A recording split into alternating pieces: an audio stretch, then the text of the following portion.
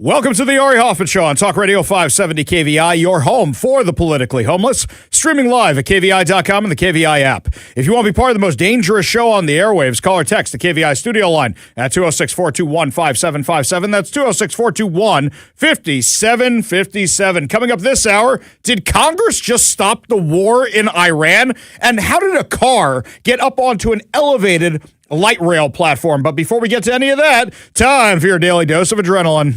You want me to stick this into my heart? Are you f***ing nuts? I know everybody's all excited about the California election results last night, but I'm not. Let me tell you why. Years of watching election results, my friends. It's not because of ballot fraud or anything else of that nature.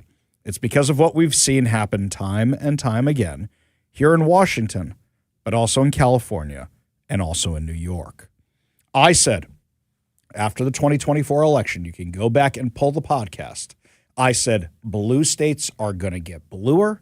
Red states are going to get redder. From now on, that's the deal. How often do we have people calling the show talking about how they're moving out of Washington and they're going to Idaho or they're going to Texas or they're going to Florida?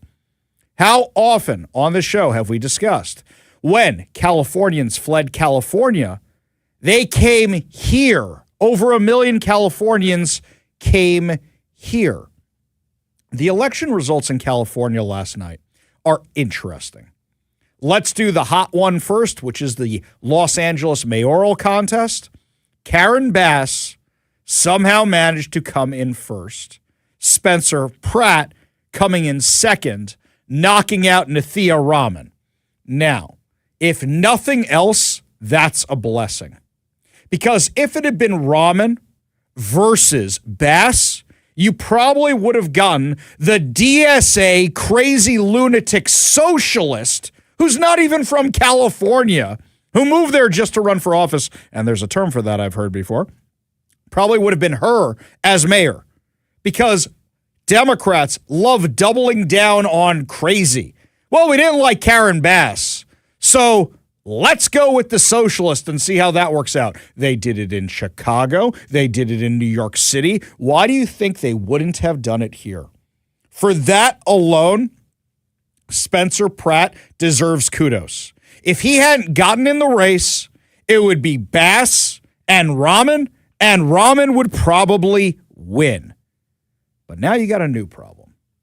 Your problem is 40-some-odd% of Los Angeles is voting for the woman who got trained in Cuba to be a Marxist, who burned down parts of their city, who allowed homelessness and crime to skyrocket while taxing them up the wazoo. And they said, like Kevin Bacon in Animal House, "Thank you, sir, may I have another?" That's what over 40% voted for. And then you've got the ones who voted for the socialist. And the problem is the people who voted for the socialist are likely not going to vote for Spencer Pratt. So odds are, when you put the Rahman votes together with the Bass votes, odds are Bass gets another term as mayor after being a colossal failure. And before you start talking about mail-in ballots or ballot fraud or anything else, California lost 2 congressional seats. 2. They went to Florida. They went to Texas, which means a lot of people who lived in Los Angeles, for example, a guy named Ben Shapiro, who took the entire Daily Wire, which is all conservatives, and they went to Tennessee. They don't live in California anymore. A bunch of people who likely would have voted for a Spencer Pratt or a Steve Hilton don't live there anymore. They now live in Florida. And that's why a Ron DeSantis can win by 20 points. That's why a Greg Abbott can win by huge margins. And that's why Republicans continue to lose in these blue states even before we get into the shenanigans with mail-in balloting or anything else. Want more proof of this? Let's look at the New York gubernatorial race just a few years ago. You had Kathy Hochul versus Lee Zeldin, who is now director of the EPA. Lee Zeldin lost by around 400,000 votes. 500,000 people moved from New York to Florida during COVID. That's an election right there. Now, Spencer Pratt does have one path to victory. He's not Star-Lord. He has one path to victory. And here's what it is. The voter turnout is abysmal. In off-election year primaries, that's what's going to happen. It's not a presidential election, and it's a primary. Voter turnout is really, really, really far down. Spencer Pratt is going to neighborhoods like the Jungle, which nobody goes to campaign in because a lot of people think it's suicidal. If those people and any other group that hasn't normally voted show up to vote for Spencer Pratt, he has a chance. Not a good chance, but he has a chance. At least for the next 5 months, we'll be enjoying clips of him bashing Democrats' failures in California. And that'll be fun. But unfortunately, as of right now, looking at the numbers, he doesn't have the votes. And before you jump to mail-in balloting fraud or anything else, think of how many conservatives left when the state lost 2 congressional seats, and that's after blowing the census, which overestimated how many people still live there. They probably should have lost 3 or 4 seats. When you lose that many Republicans, it's going to make life harder for you. All Karen Bass has to do is paint Spencer Pratt as a Republican, and these idiot Democrats will say, we're going to vote for the Marxist. We're going to vote for the lady who is so incompetent there was no water in the fire hydrants in California. We're going to vote for her. We want her to run the show, which is crazy. Now you've got Javier Becerra versus Steve Hilton. I said this yesterday. I think Steve Hilton is getting a bump off Spencer Pratt's success. I don't think it's the Trump endorsement. You really think a Trump endorsement is helping anybody win a race in California? No, I don't think so. My issue with Steve Hilton, and yeah, he leads the field, but remember, there's like 50 people running for governor. And if you take the top 10 vote getters, including crazy Katie Porter, you're looking at a bunch of Democrats voting for Democrats, which means all those votes are going to Javier Becerra, who did a terrible, terrible job in the Biden administration. An awful job. And I don't hear a lot talking about that. They're talking about Gavin Newsom's failures. I don't hear a lot of people talk about Javier Becerra, the disaster he allowed with the border, the disaster with COVID, the amount of things he was in charge of specifically for the Biden administration that he screwed up. I don't hear a lot of talk about that. And where do I always see Steve Hilton? I understand he used to be on Fox News. He's on Fox News all the time. I never see him actually campaigning. Fox News has what? A viewership of 8 million people coast to coast? How many of those are in California? You actually have to go and knock on doors and do what Spencer Pratt is doing, and Spencer Pratt is still likely going to lose. So I know a lot of you are disheartened and thinking, well, can we ever win an election again in a blue state? And I say absolutely. But the path is an interesting one. We had my friend Batya Ungar-Sargon, host at News Nation, on the show yesterday to discuss her new book. And she was talking about how we don't have a Democrat Party anymore and we don't have a Republican Party anymore. And she was looking for something else to call them. And I suggested, how about you just call it common sense and crazy? Because that's what it really is. Whether they are terrorist-supporting far-left wackadoodles or whether they're terrorist-supporting far-right wackadoodles who actually sound a lot more like the left, that's the crazy. And then there's everybody else. Then there is everybody else. But now you have the Democrat Party, the actual Democrat Party, picking some absolutely crazy candidates. Do you know that the Democrats last night, as if things weren't bad enough, that they had Graham Plattner, the oyster farmer. I'm an oyster farmer who likes to pleasure himself while he's sitting inside a porta potty while he's on his Kick app, which is for child predators, rubbing his Nazi tattoo. That's Graham Plattner, right? That's him. They've got the Nazi, who also disparages U.S. military members. That Graham, but I'm just an oyster farmer. That Graham Plattner. You've got the Nazi, and now they've got a member of Al Qaeda. I kid you not.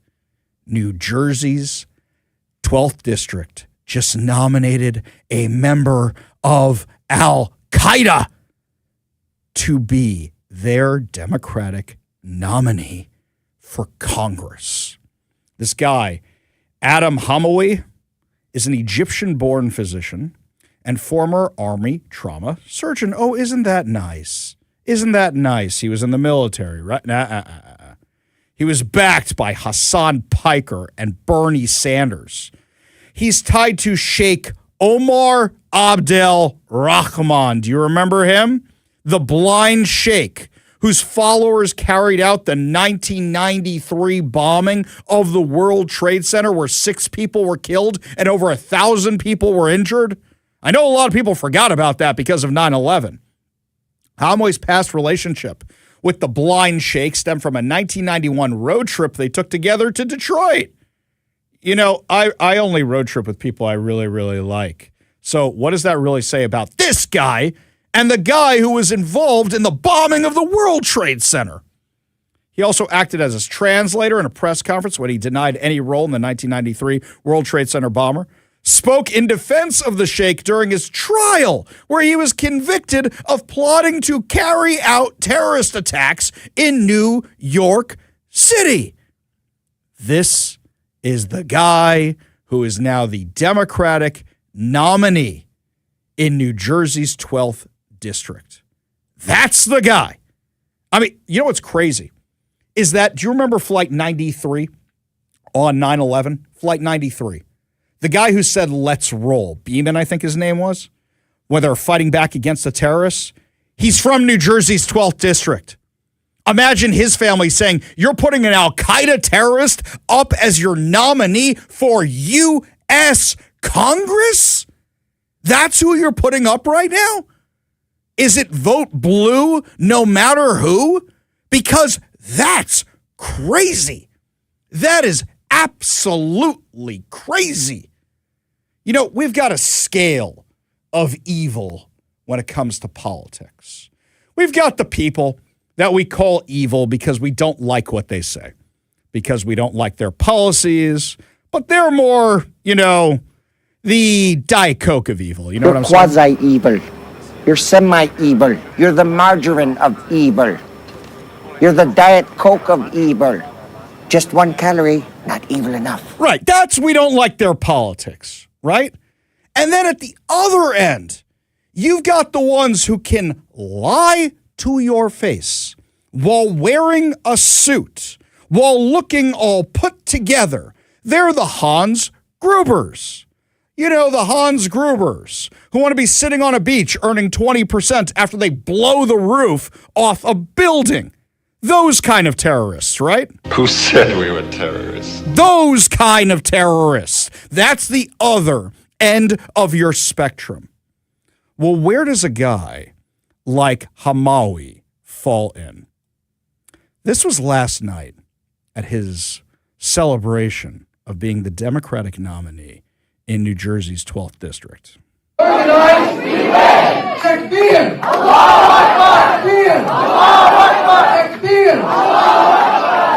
Now, before you say, Ari, that's just a Muslim chant and he's Muslim, Allahu Akbar does not mean God is great as a literal translation. It means our God is better than your God. That's what it actually means. They're not hiding the ball on this one. They're not singing God Bless America. God bless the USA, or the national anthem. Instead, they are chanting Allahu Akbar. So what has this guy actually said in some of his interviews before? Oh, you're making him sound like a pretty bad guy. Well, what kind of policies does he support? He was on the stream of Hassan Piker, who, says that America deserved 9/11. This guy who supports Hamas and says that Republicans are evil. And I mean, this guy's lost his mind. This is the most far left crazy guy you can imagine. This guy goes to the funerals of terrorists. This is a question that I ask every candidate that comes on the broadcast, is the Zoram method. What are your top 5 policies that you want to be defined by? So, I talk about healthcare, not bombs. I talk about abolish ICE and to unrig the economy, but let's unpack that. So healthcare, not bombs means Medicare for all, and not bombs means we need to address our foreign policy, and we need to look at the military industrial complex, take it apart and really see what we need. We are spending $1 trillion, on our defense / Department of War / Department of War crimes now. And what we need to do is spend that in healthcare. Okay. So why would a terrorist from Al Qaeda not want us spending money on defense against terrorists? Let's put 2 and 2 together there. It's not because he wants health care for all. We all know this, right? Even worse, here's what else he said. It's like identifying when, ICE watch, identifying when ICE agents are in their neighborhoods and even demonstrations such as this one? I do. I mean, if it's a peaceful protest, peaceful demonstration, and if, communities are organizing to help their neighbors, this is what happened in Nazi Germany, right? Like in Nazi Germany, people were organizing to help the Jewish community to be able to hide, right? And to protect them. And unfortunately, we are doing it now in this country to help, our undocumented, brothers and sisters. And it's not just undocumented. They are attacking documented immigrants. They're attacking U.S. citizens as well. So when we allow one group of people to be attacked, it's just a matter of time. Oh, stop. You're an Al Qaeda terrorist. I don't want to hear you make any Nazi comparisons unless you're comparing the Al Qaeda leaders to actual Nazi leaders. Let's be real. Nobody in Gaza helped any of the Jewish hostages that were there for close to 2.5 years. So spare me your Nazi comparisons. And you're comparing ICE agents to Nazis? ICE agents who are rounding up murderers, rapists, child molesters. Oh, and these are not peaceful protests. People have been biting officers in New Jersey. People have been attacking officers in New Jersey. Some of these Antifa lunatics are from Portland and from our part of the world going out there to cause problems. They're shooting at them. Do you not remember what happened in Texas last year? Somebody was shooting at ICE agents and killed 2 of their detainees rather than the ICE agents. This is who the Democrats just nominated. And before you say, Ari, that's New Jersey. We didn't do anything like that here. Do you have any idea how many CARE-linked, how many of these far left radical Islamists are running for office around here for the Washington state legislature? I think I'm going to have to put out an infographic of all of them. There are so many, I'm not sure it's going to fit on one infographic. I think I'm going to need to write up a whole article at kvi.com because there are so many of them. What's happening is these far left Islamists have realized there is an opening. If they just identify as Democrats, Democrats who vote blue, no matter who, will vote for them. So the Democrats who are out there saying, it's Pride Month, let's do Pride, let's wave a flag. They are literally voting for the people who would happily throw them off the tallest building they could possibly find. This is why people I know who are gay tell me all the time they don't feel safe or at home in the Democrat Party anymore. This is why Jews who I know say they don't feel safe or at home in the Democrat Party anymore. This is why other people tell me they don't feel safe or at home in the Democrat Party anymore, and it doesn't represent them. You have 2 parties now. You have one party, which is common sense, and then you have the axis of evil, which is the full-on crazy people, whether it's on the right or whether it's on the left. But what I've seen from the primaries so far is that the Republican Party is actually the one saying, we don't want these lunatics in our party anymore. Well, the Democrats say, oh, you're with Al Qaeda? Well, that's better than Hamas. Let's nominate you to be in U.S. Congress, which is insane. Absolutely insane. And that's what one of our political parties is right now. You didn't leave the party. The party left you to join Al Qaeda. The party left you to join Hamas. The party left you to betray America. This isn't about Donald Trump. This isn't about Marco Rubio. This isn't about J.D. Vance. This is about allying and nominating the enemies of America to lead your party. Do you know who celebrated this guy, Adam Homowy, being nominated last night? Representative Pramila Jayapal, Democrat from Gaza. Real excited about the Al Qaeda terrorist getting nominated for Congress because she knows he identifies as a progressive. She's chair of the Progressive Caucus, which is the formal name for the squad. And she also knows that the New Jersey 12th is a vote blue, no matter who district. Very likely in November, you're going to see 25 years after 9/11, you're going to see an Al Qaeda terrorist being in Congress. And he won't be alone. Scary thought when you put it all together like that. Something else that's pretty scary. When we come back, my friends, a car ended up on an elevated platform of the light rail last night. We've got new details on how exactly that happened when we come back. You're listening to the Ari Hoffman Show.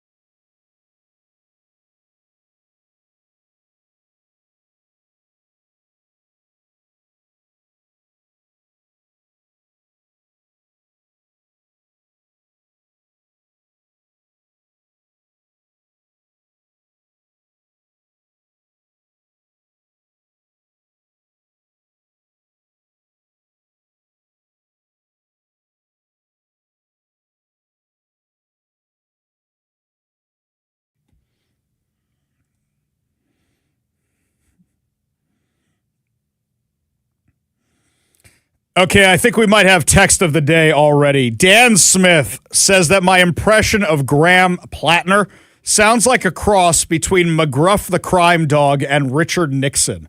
Okay, let's judge this for a second. Oh, I'm just an oyster farmer. Take a bite out of crime. Not wrong. Not wrong. Yeah, he nailed that one. That's exactly. I am not a crook. You know what the problem is? I do like 3 impressions, and they just kind of all sound the same. Like my Jay Inslee, is just an impression of this teacher I knew who teaches at my kid's school. It all just kind of goes together. But yeah, I think Dan kind of hit it right on the head right there. This one here from John in Auburn. Ari, the crazy candidates being put forth reflect the bonkers crazy people voting for this insanity. I'm not sure it reflects that, John. I'll actually say, I think it reflects the people running for office and knowing about the useful idiots who will vote for them. Bruce says, Ari, I must disagree with your election analysis regarding Steve Hilton in the race for the governor's office. Hilton did what he had to do and finish in the top 2. Build out a machine quietly and saving as much of his political capital to money for the general election. Look at the calendar. It's June 3rd. We have 5 full months until Election Day. Politics is like a ladder. On the way up, you have to climb pretty much one rung at a time. Hilton has. Now he gets a chance to ramp it up as he reaches for the top rung. And then he compares it to Eric Swalwell. Yeah, you can fall very, very quickly, but you're counting on Democrats going against Javier Becerra, who's incompetent, but he's also pretty milquetoast for an individual. This is a guy who really, Democrats are like, well, he was in the Biden administration. Who cares? Okay, he's fine. He's fine. Unless we find what we found with Eric Swalwell or Graham Plattner, I don't think Javier Becerra is going anywhere. I agree with you that Hilton's probably saving a lot of his capital for the general election, but we will see because right now the math is not in favor. Okay, what happened last night? So I went to the Mariners game last night and watched my beloved Mets play like a single-A baseball team and get blown out of the water. It was some of the worst baseball I have ever seen in my life. It was awful. On the upside, they won today. Did they? Yeah, 7-1, I think. Good. So the Mariners still take the series. They still take the series. 2-1 from the Mets, who have one of the highest payrolls in baseball. And the Mariners have definitely not that. The Mets have Juan Soto, who did absolutely nothing last night. Great, wonderful, fantastic. So I took about 20 people with me to the game last night. Had a whole bunch of friends from synagogue and stuff. We're all meeting there. And some of my friends were late. And he said, Ari, you're not going to believe what happened. Somebody drove a car onto the light rail. And I'm thinking to myself, how does a car block the light rail? Usually it's just running along the ground, especially in our area, if it's going to affect my buddy getting to the game in South Seattle. Well, if you know the station at all, it's the Mount Baker station. The Mount Baker station is actually elevated. Somebody took a turn, a 70-year-old woman took a turn in an SUV with Arizona plates, went up the ramp of the light rail, drove to the station. Now, what's crazy is video started going viral today. From the station, somebody starts taking video of the car pulling up to the station. The music you're hearing was not added to the video. I think they're playing it in the station.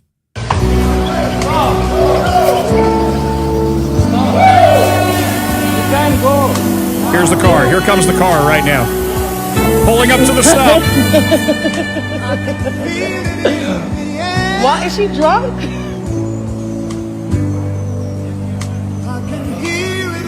She's getting out of the car now. Maybe she has dementia.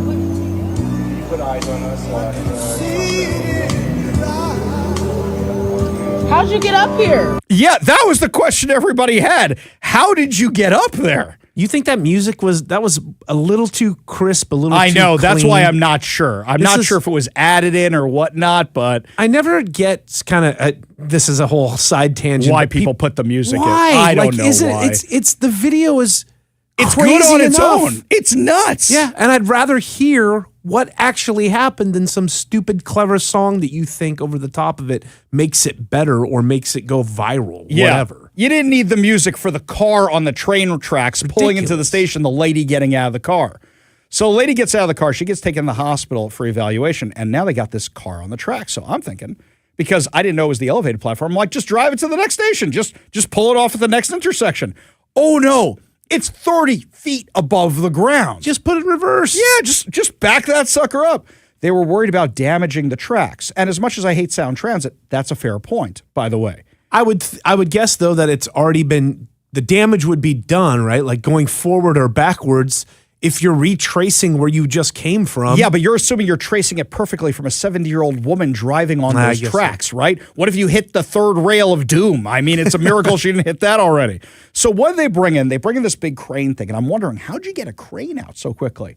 So I made a few calls this morning. You know what that crane is used for? That is in case one of the cars derails from the light rail, and you got to put it back on, or you got to move them around at the yard. So they just brought that sucker out, but that thing is designed to clip on to strategic points of a light rail car, not an actual car. So they had to jury rig it so it could lift the car out of there and then take it off the tracks.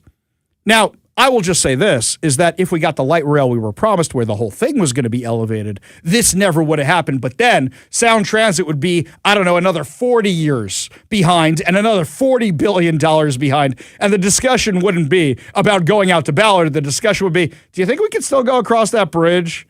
Do you think we can still make that happen? That would be the discussion we're having right now. But yes, I'm glad everybody's okay. But you know what this reminded me of? The woman said she followed her GPS onto the tracks. What is this, The Office? You follow the GPS, you drive it right into the lake, and you sink the car in the lake because you're following the GPS? I mean, I'm glad everybody's okay. But that is one of the crazier things to happen around here recently. Lots more to discuss as the show continues. Speaking of crazy, my friends, did Congress just stop the war in Iran? A vote literally just happened before we went on air. We'll give you all details when we come back. You're listening to The Ari Hoffman Show on Talk Radio 570 KVI.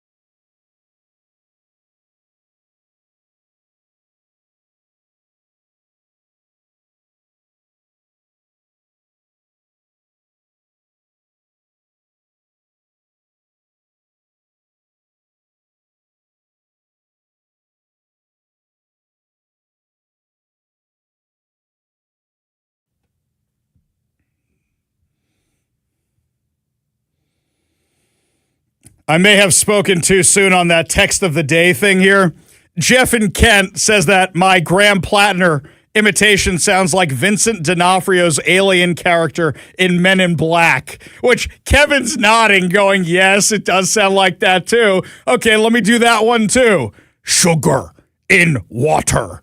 Give sugar in water. Rawr. Take me here. Okay, so now I know I do a serviceable McGruff the Crime Dog, I do a serviceable Richard Nixon, and I do a serviceable Vincent D'Onofrio in Men in Black, and they all sound exactly the same. Just making sure I got that. Okay. AI doesn't have a lot of work to do to imitate a lot of characters, something like that. Very good, Jeff. Marino, Ari, can you explain the top 2 finishers, regardless of party, came to be in fashion? I believe we have it here as well, but we have a 2-party system. Why does it have to be that way? Okay, I will explain it to you. This is what happened. We voted for this. We voted to get rid of the 2-party system because we said everybody should have a chance. But meanwhile, Democrats were behind it going, this is how we get 2 Democrats. This is how you make sure there's never a Republican finisher. This is how you get it. Becky in Enumclaw says, how do we ever get rid of Pramila Jayapal? Becky, I'm going to say something, and it's kind of mean because I know there's people running. When is the last time you heard of anybody worth voting for who's running against Pramila Jayapal? I live in Seattle. I don't remember the last time I ever heard of anybody who had a chance who's running against Pramila Jayapal. So your first question would be, who's going to challenge Pramila Jayapal? Your second question is, does that person actually have a chance? That's what you have to start working on. And the fact that nobody's running thinks she's unbeatable in Seattle. So then what are we doing here? Now, meanwhile, speaking of what are we doing here, we got some breaking news for you right now. Talk Radio 570 KVI. Breaking news on the Ari Hoffman Show. Just before we went on air today, lawmakers voted 215 to 208 to withdraw troops from using military force against Iran, absent congressional authorization. All Democrats, according to Fox News, voted for the measure to effectively halt the U.S. military campaign against Iran. Representative Tom Massey, Warren Davison, Brian Fitzpatrick, and Tom Barrett were the only Republicans to buck the president and support the War Powers Resolution. Now, before you start saying, oh my God, the war's over, the war's not over.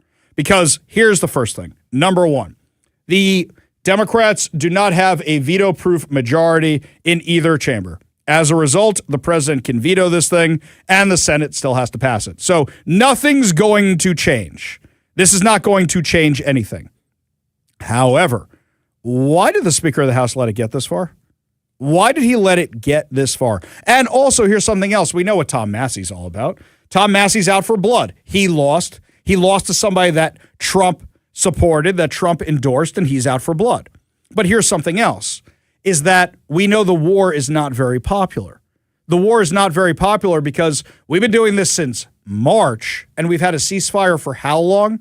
And during the entire ceasefire, the American public has been paying the bill for it. Go in, finish the job, and be done with it. I understand you don't want to keep fighting. I understand you don't want to lose more lives. But the problem is Iran is experts at stalling. And if the GOP gets their clocks cleaned in November, then the Democrats might have a veto-proof majority. And if they do have that, not just as the war in Iran over, the entire Trump administration is basically just inhabiting the White House for the next couple of years. They're not going to be able to do anything because it's going to be impeachment, impeachment, impeachment, impeachment, impeachment. That's what it is.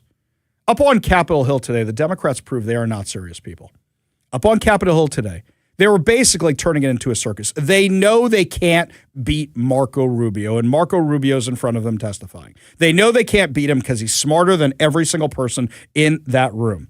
So instead, they try to turn it into a circus. So Al Green, who also just lost and isn't coming back to Congress, thank God, starts this guy with the cane, the one who's always waving the cane at the State of the Union to President Trump. He starts trying to do a Ted Cruz and starts pulling out these poster boards, but he just sounds like a crazy old man. Racists take offense at peaceful protests. A racist, Mr. Secretary, would do what happened to Ruby. Are you calling me a racist? A racist I'm asking a question. Reclaiming my time, asking to shut up. That's what he's talking to Mark Wayne Mullen. That's what he's talking to Mark Wayne Mullen. He's just, racist. I don't like what you're saying, so you're a racist. We're just going to call you a racist. That's what we're going to do. I mean, these guys have lost their minds. Absolutely lost their minds. Representative Jacobs started asking Marco Rubio about shoes. And just like you couldn't admit that the shoes the president bought you were too big, you clearly don't know what winning means. And not because the facts are unclear to you, it's because telling the truth would cost you your job. And the American people are entitled to a Secretary of State who tells them the truth even when the president doesn't want to hear it. And my constituents, our service members, deserve better. Mr. Chairman, I yield back. I don't know what shoes she's talking about. What is she talking about? What is she talking about? This is Congress. We're in the middle of a war. We got serious things going on. And instead of talking about Hezbollah, instead of talking about Iran, we're busy talking about shoes? What? I mean, I could make the obvious joke about a lady in her shoes here, but I'm not going to do that. I don't know what she's talking about. Is she talking about the fact that Donald Trump buys people shoes as presents? Is that what we're talking about?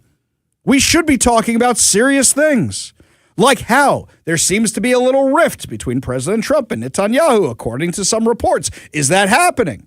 Is there a rift because Iran keeps saying if Israel keeps bombing Hezbollah, then we're not going to do what the U.S. wants to do, or are they just using that as an excuse? Good thing Marco Rubio was there to clarify everything. Let me walk you through this. We had an agreement. Hezbollah reached out 2 weeks ago and basically said, about 10 days ago, and basically said, we will not launch missiles into Israeli territory if they stop attacking into Beirut. That was the agreement, I think 5 p.m. 2 Saturdays ago. At 6 p.m., they launched missiles. And then they came back and said, well, we made a mistake. We thought it started tomorrow, not Saturday. Then they went again and violated it again on Sunday. But also Israel has been bombing and launching throughout. Is that correct? Well, there's two separate things. Actually, Israel has not conducted massive operations in Beirut for some time. What you see them operating is in the south. And what they are, what we've always said, and it's part of the joint statement, we've always said is Israel has a right to act in its defense. Exactly right. Iran's just saying what it wants to say because it's stalling. Hezbollah, Hamas, all these terrorist organizations, anytime there's a ceasefire, they violate at the beginning and say, oh, we couldn't inform anybody. Oh, we thought it was tomorrow. It's the same terrorist groups. Why are we negotiating with these guys? Have you grown tired of the war? Just say go and finish the job, or do you agree with Congress we should stop it right in its tracks? Give me a call or a text at 206-421-5757. That's 206-421-5757. Up next, my friends, I got back a public disclosure document from the Department of Corrections about how many people are getting those trans surgeries inside our jails and going into the women's prisons. We'll give you the horrifying details when we come back. You're listening to the Ari Hoffman Show on Talk Radio 570 KVI.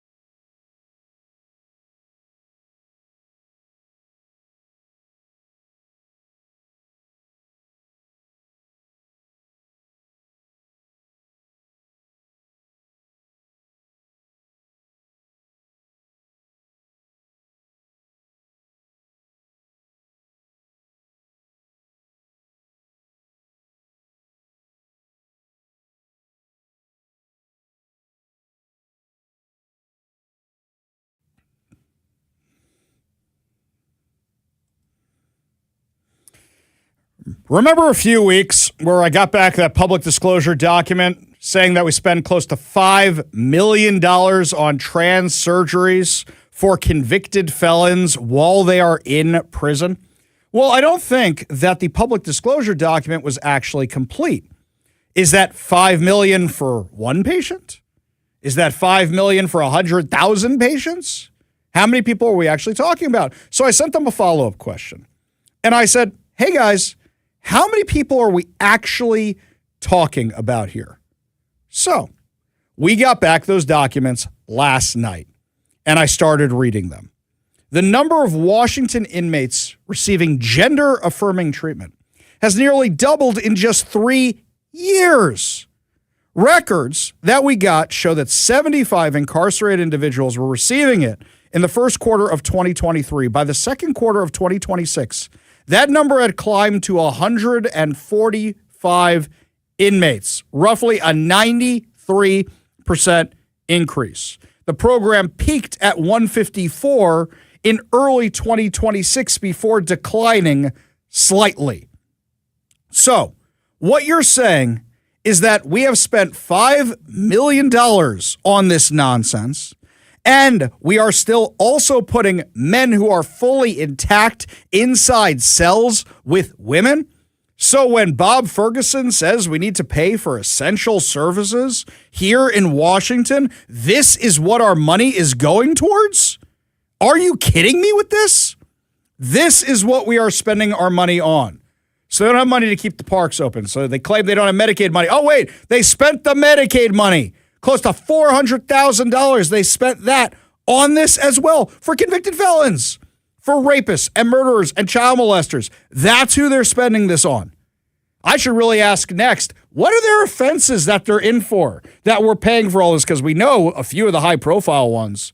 I'd really like to know the rest. I want to know exactly what they're in for.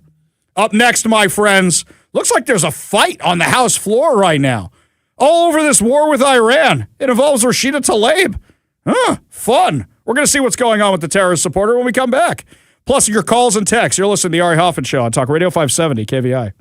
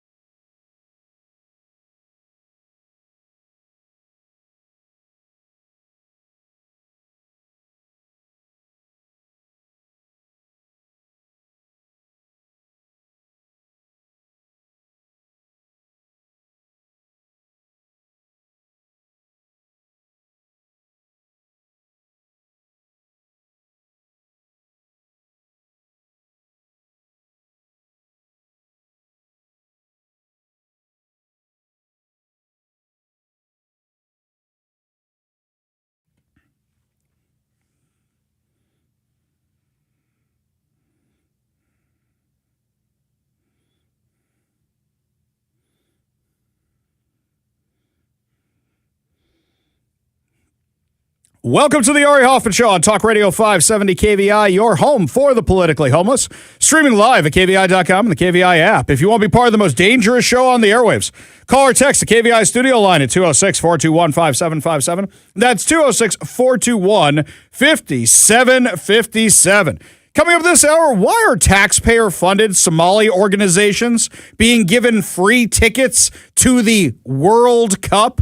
But before we get to any of that, my friends, we are giving away tickets, not to the World Cup. We are giving away tickets to see Colin Cloud Mastermind at Snoqualmie Casino and Hotel. For over 20 years, Colin Cloud has been entertaining and astounding audiences on the biggest TV shows and stages around the world. He'll know what you had for lunch, where you've been today, what you do for a living, your pet's names, even your PIN code. Described by the media as the real-life Sherlock Holmes, he's enjoyed sold-out runs in London's West End, Broadway, and the Las Vegas Strip, where he now has his own show at Harrah's Hotel and Casino. All you have to do to enter to win these fantabulous prizes, 2 tickets to see Colin Cloud Mastermind at Snoqualmie Casino and Hotel, is text the word hat, as in a magician has a hat. As in I once saw a magician pull a rabbit out of a hat. Text the word hat to 206-421-5757. That's 206-421-5757. Remember, you can buy tickets if you don't win them over at snowtickets.com. That's SNOtickets.com. We go to the KVI studio line, take a call from Paul in Bonnie Lake. Paul, what's going on? Much is going on, Harry. The current war with Iran started November 4, 1979. Ronald Reagan got a partial victory when he said, "So help me God," and the plane with the hostages took off from Tehran for Wiesbaden. But as Ronald Reagan would say, we win, they lose. And as Eisenhower directed to airborne personnel before D-Day, nothing less than total victory. I say we go total military on Iran, obliterate them, put an end to the nonsense. You know, that's what most people are actually saying on the text line. In fact, most people all through this whole thing are saying that exact same thing. Paul, appreciate the call, appreciate the historical perspective, appreciate you being part of the show. You want to be part of the show, you give us a call or a text at 206-421-5757. That's 206-421-5757. I mean, hang on a second here. I see 1, 2, 3, 4 texts that are all literally putting out the words to this song. Bomb, bomb, bomb, bomb, bomb, Iran. They're literally across the text line. That's what people are saying. This one here, Darren points out if we stopped the war, who's to say Israel wouldn't finish it? Not an unfair point, by the way. Would probably happen too. Exactly right. But then the Democrats would say, stop selling them weapons. And then when they stop buying weapons, they say, they hate America because they're not buying our weapons anymore. Just watch how that goes down, Darren. Guaranteed. Now, I promised you before the break that there was a fight going on in Congress right now, and it looks like that's exactly what's happening.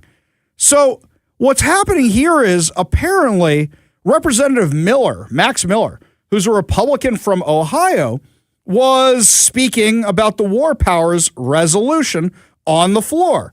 And Rashida Tlaib, the Democrat from Hamas, started interrupting him. Let's peek in on Congress a little bit, shall we? This sounds like a little bit of fun. If my colleagues on the other side actually cared about the people of Lebanon, which it's clear they don't, they would cheer on the elimination of these bloodthirsty terrorists, not advancing meaningless resolutions to denigrate American foreign policy only to embolden them. For decades, Iran has used Hezbollah to project power throughout the Middle East. In the process, Hezbollah has weakened the Lebanese state and repeatedly drawn Lebanon into conflicts that serve Tehran's interest. While I can appreciate the passion from my colleagues on the other side of the aisle, I do not appreciate their lack of education and understanding of what is really going on there. So let us be clear. Hezbollah is a terrorist organization from the gentlelady from Michigan, and its members are butchers that you like to, hang out with to a certain extent. Oh, no. I was wondering where this was going to go off the rails. I haven't had a chance to listen to this yet. And he's not wrong. He's not wrong. He's talking about Rashida Tlaib. That's why we call her the Democrat from Hamas, but he took a pot shot at her from the floor. No nation can be fully sovereign when an armed group operates outside the authority of its elected. Now she's yelling at him. Oh, I'm sorry. Are we getting a little emotional? Gentlemen will suspend. Oh, gentlemen will suspend. All Are we getting? You don't say that to well, it's her. Oh no! Wait, is this going to get worse? I couldn't see what you had there.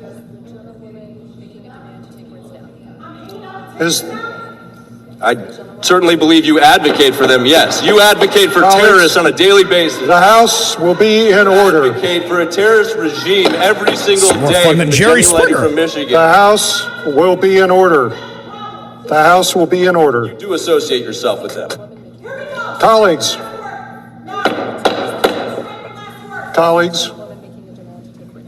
this is a serious topic. We will debate it respectfully and deliberately.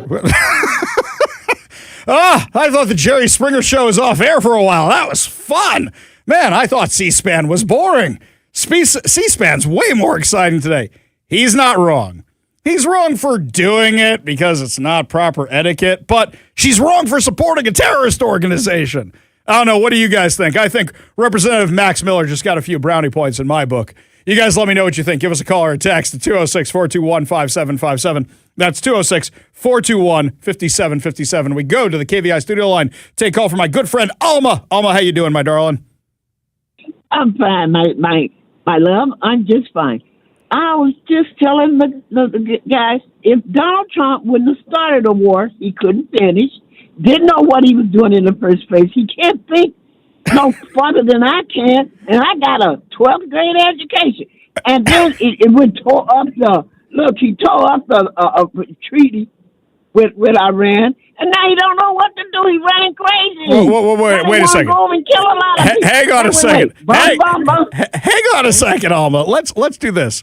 Okay. You think Trump started this war? This war started in the 1970s. This war has been going on for a long time.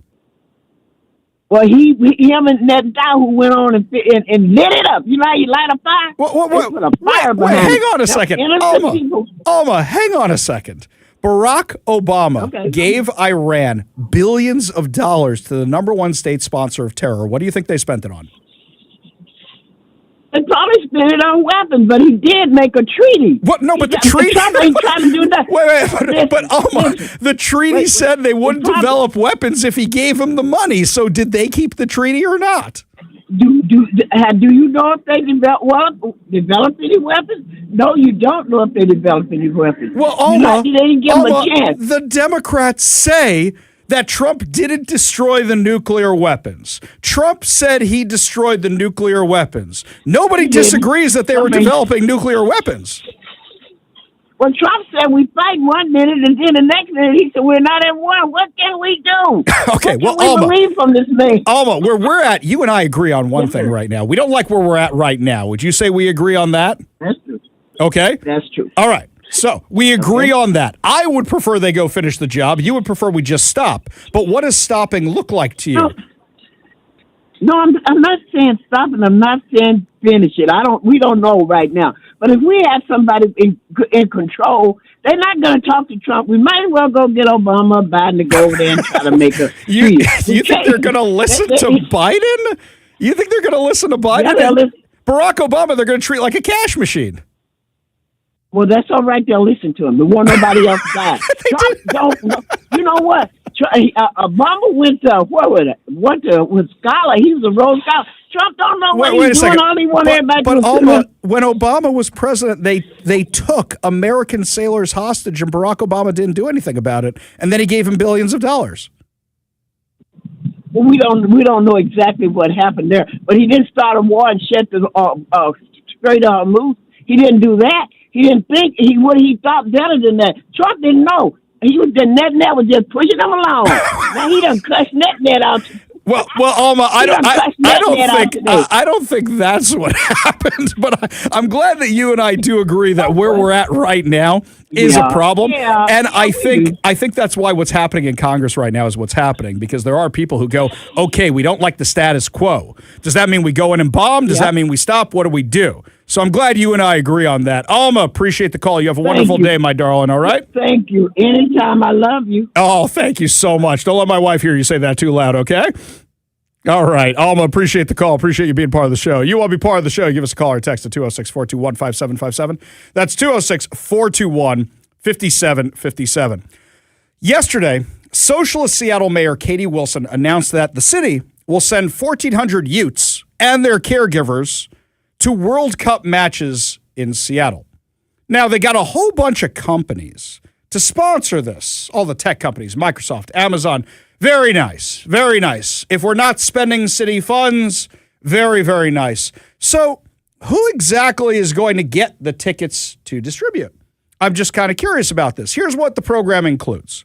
Food vouchers, 25% of participants will receive transportation based on their location. King County Metro said it would provide transportation to and from the games. Oh, we're giving out free transportation again? So wait a second. Are we now paying so kids can go to a soccer game? Is that what we're spending tax money on right now? Just making sure. Okay. They also said that they were not gifted the tickets. They had to fundraise to pay for them. Corporate partners included Microsoft, Amazon, Boeing, and Alaska Airlines. Okay. If this is paid for, if those companies want to spend their money on it, be my guest. But is part of the partnership King County Metro going, we're going to provide free bus service? Because then that ain't free. Then our tax money is going for kids to attend a soccer game. And I say, under that logic, can you send a bus to pick up me and my 20 friends for the Mets game last night? How come these kids get special treatment? Several partner organizations that will help distribute the tickets were highlighted at the event, including the Somali Health... I'm sorry, wait, what? The Somali Health Board, which runs a youth soccer club? Wait a second. Why are we the Somali Health Board?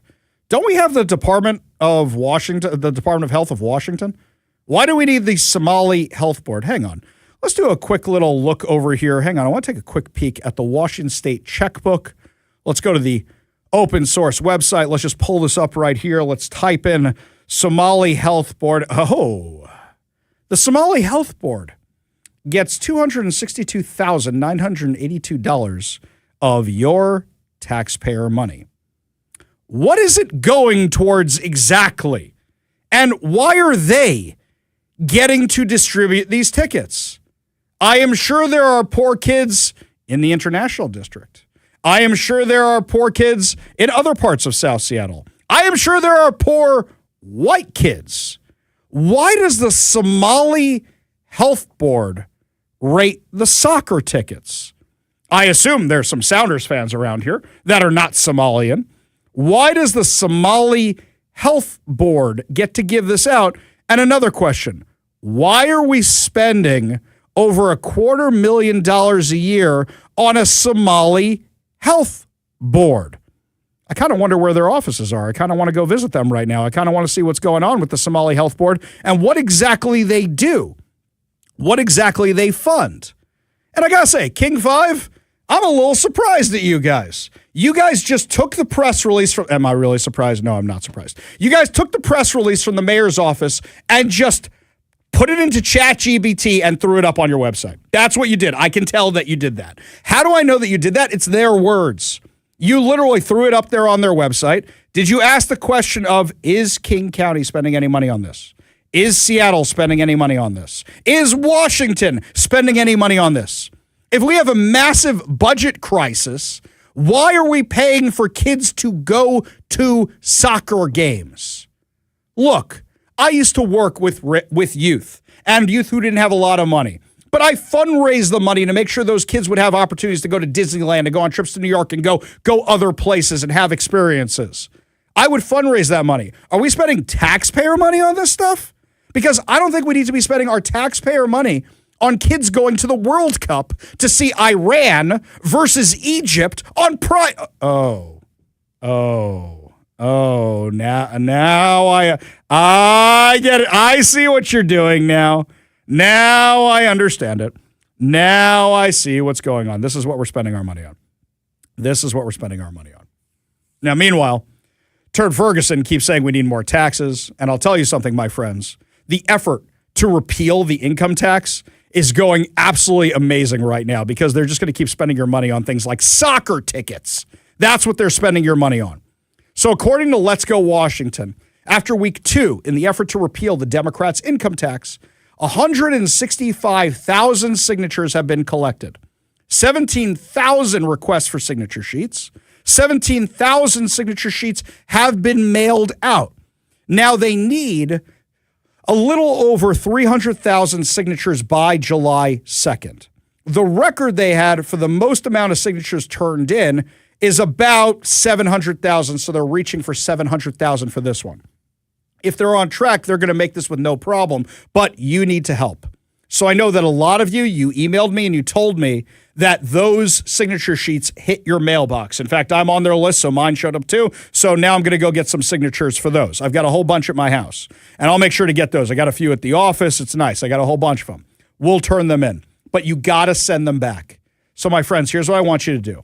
If you asked for more than one sheet, take the sheet you have, fill it out with whoever's in your house, put it in that return envelope, send it back. Then the other ones you get, what you do is you give them into a site later on or mail them back later on. Write down that address so you know where to mail them, or you get it off of letsgowashington.com. In fact, we're going to have a super signer event the day before the signatures get turned in out in Bellevue. We'll make sure to give you all the details. I'm going to be out there. Brian Haywood's going to be out there. We're going to have some KVI stuff out there for you. You get to see my Dodge Charger out there. We're going to have a whole event the day before we turn these things in. It's going to be great. But we need your help. So go to letsgowashington.com and you request the signature sheets to repeal the income tax. Because, my friends, at the rate businesses are leaving town, who do you think they're going to tax next? Who do you think they're going to come for next? It's going to be you. We all know this, right? In fact, our friends over at Delta Camshaft this week. You remember Delta Camshaft? They're a very large manufacturer, and they are moving out of here to Arizona. We broke that story here on the show. Well, they told me that ever since that story went viral, they've had offers from cities across the U.S. asking them to bring their business to them. You think that's not happening with other businesses here? Yesterday, we broke the news that Janicki, the massive aerospace manufacturer, that they are investing close to $1 billion in Montana, hiring 2,000 people in Montana because they're tired of the business climate here. Now, I have a story I'm tracking down, which I haven't confirmed yet, that apparently Janicki reached out to Bob Ferguson's office several times before they made any of these decisions. Bob Ferguson wouldn't call them back, and as soon as they found out Janicki was moving, that's when Bob Ferguson called them back. One of the largest aerospace manufacturers in our area, Bob Ferguson wouldn't return their calls. And now he's calling them because he's worried about more bad PR. Well, it's a little too late. Like, for example, what happened with Delta Camshaft. They sent me pictures just a couple days ago. Apparently, the city of Tacoma now sent graffiti removing crews out to their location. It's too late, guys. There's a sign on the building saying it's for sale. And in addition to that, they were kind enough to remove the $250 graffiti fine they had hit the business with. Yes, because it's their fault they got graffitied so often it wasn't worth cleaning up anymore. No, that's you guys for not enforcing the law. Too little, too late. Just too little, too late. Up next, my friends, lots more to discuss as the show continues. I found out after I reconnected with a friend of mine that she survived a terrorist attack. And she was the main plaintiff in a lawsuit against the Biden administration for using your taxpayer dollars to actually fund the terrorist attacks. We'll give you all the details when we come back. You're listening to The Ari Hoffman Show on Talk Radio 570 KVI.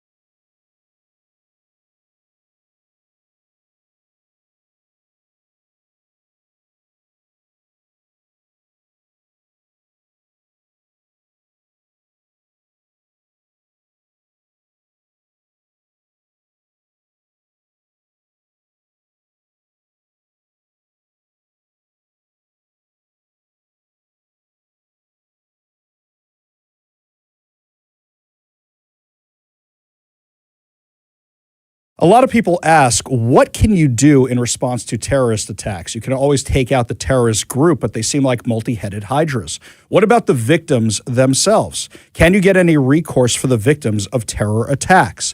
Well, joining us now on the KVI studio line is the founder of Strength to Strength, which is an organization specifically designed to help survivors of terrorist attacks. And her name is Sari Singer, and it turns out we've known each other a very, very long time. Aside from surviving a terror attack, she also survived a very wayward Ari Hoffman in his youth. Thank you so much for joining us today. Do appreciate it. I love it. Thank you for having me. Such a pleasure. Why don't we start with this now that we're reconnecting? Why don't we go back and tell everybody your story and how this organization came to be? Sure. I'm actually going to go back before what happened to about a year and a half prior. I worked downtown on 9/11. My office was about 2 blocks away from the World Trade Center, and I lived on the Upper West Side at the time. And that morning I had overslept. I didn't hear my alarm clock go off. And when I jumped out of bed and I wanted to turn on the television to see the weather outside, I saw the first plane had been hit. And so I immediately called the office. I heard screaming in the background. They said, "Don't come down here. We don't know what's happened." The building shook and we're being evacuated. And then my next call was to my dad to find out what to do. And he said, "We don't know what's happening exactly." He said, "Don't come home to New Jersey. Stay in your apartment. You're probably safer. Something could happen on the George Washington Bridge or in the Lincoln Tunnel, but you're probably safer to stay put." And so for 3 days, I didn't even leave my apartment. I was glued to the TV watching probably what most of the people in New York and around the world were watching of the aftermath of the most horrific terrorist attack on U.S. soil. And I was very, very impacted by it. I ended up going back to work a month later. When I got back to work, my subway station that I usually use was completely destroyed. That was a block away from the towers. And so we would have to get off of Chambers Street, which is about a 12-block walk to the office. And the first few mornings I would walk down as I would get to about a block away from my office, I would see these crowds of people waiting online. And so by 3 or 4 days of seeing these lines of people, I tapped somebody on the shoulder and I said, "What are you doing here?" And he said, "Oh, we're here to take a picture of where the World Trade Center used to stand." Now, at that time, it was a month after 9/11. There were pieces of paper and posters all over downtown of the faces of people that didn't get to go home that day. And you're taking pictures as if it's like the Empire State Building or the Statue of Liberty. And I got really upset about it. And I remember talking to my family about it. And in December of 2001, I quit my job and I moved to Israel to volunteer with organizations that were working with victims of terrorism. So for the first year and a half before the attack, I had been working with families that were directly impacted by the Second Intifada, listening to their stories, helping to run programs, being an ear, and just being support for them during a difficult time that their family was going through, even though I didn't really understand. And then unfortunately on June 11th, 2003, which was about a year and a half after I moved to Israel, and I always say through the worst situations in life, you see the best in people and the best in things. So while it was a horrific day for me, it definitely put me into a direction of where I'm supposed to be and what I'm supposed to be doing. And so that day was a lot like 9/11. The sun was out. It was a beautiful day in Jerusalem, and I had meetings all over the city. And I rarely took cabs in Jerusalem because they were expensive. And back then, you couldn't just stick your credit card in and pay for your cab. And so that day, I had meetings all over the city, and I didn't want to figure out the bus routes. So I ended up having to take a cab everywhere. And by the time I got to my office at around 2 o'clock, I had no more cash on me. And I forgot that I was meeting a friend for dinner in the German colony in a place called Cafe Hillel. And I usually walked there from my apartment because I lived about a 5 to 7 minute walk from the German colony in a place called Katamon, which is a very Anglo community. Lots of Americans, Brits, South Africans, Australians. And the same with the German colony. It's also a very Anglo community, but I didn't know how to get there from my office, which was in Har Nof, which was at the entrance of the city. And so I called my friend Tani and I said, "What bus can I take to get to Emek Rifayim," which was the name of the street we were meeting on. And she said, "You can catch the number 14 bus. You can take it right at the central bus station, and I'll bring you right into Emek Rifayim." So around 4 o'clock on that day, I packed up my stuff from the office. I took the first bus, the number 11, to the central bus station. I couldn't find the bus stop because I'd never taken it before. So by the time I got to the 14 bus stop, it was heavy into rush hour and the buses were running late and the 14 bus hadn't arrived. And so I thought, okay, you know what? I didn't want to stop at an ATM to take out cash, but I'm going to hail a cab and I'll stop because I really didn't want to be late. And as I made my way through the busy bus stop, because there were a lot of people waiting for buses that had been late that afternoon, it was closer to 5 p.m. I put my hand out to hail the cab that I saw in front of me, and right behind that cab was a 14 bus. And so I figured I'm leaving the next week to go back to the States. I have a bus pass for the month that I'm not going to use. I might as well get on the bus. And so I called my friend and I told her where I was. And she said she'll see me shortly. I boarded the bus. It was packed. I rarely sat on the buses in Israel, but for some reason this day I was so exhausted. I really wished that there was a seat and there wasn't. So I stood by the back door, which if you know what the Egged buses are like in Israel, it's really the middle of the bus. And as we approached the next bus stop, which was Machane Yehuda, the marketplace, I saw right in front of me on the right side of the front section, the last two seats, these two women got off. And so I decided to sit down. Now, normally, because at Machane Yehuda, which is a marketplace where people go after work to pick up groceries, my first thoughts usually would have been, let me sit by the aisle. So if somebody older gets on the bus, I could get up quickly for them to let them sit down. But for some reason on this day, I don't know why, I ended up moving into the window seat. I remember the girl who sat down next to me and her boyfriend who was holding on to the pole. And the bus just kept getting more and more crowded. And I remember at one point, the bus driver shut the doors because people were still trying to get on the bus. And at that time, the cell phones weren't like what we have today. So my cell phone was kind of clunky and I didn't want to hold on to it. I just got on the phone with my friend. So I leaned over looking down with my head against the seat in front of me. And my knapsack was on the floor. And as I opened my knapsack and dropped my phone into the knapsack, I started zipping it up. And all of a sudden, I felt this huge shockwave hit me. And the only way to explain what the shockwave feels like, it's like two pieces of metal that hit so hard against each other and vibrate back.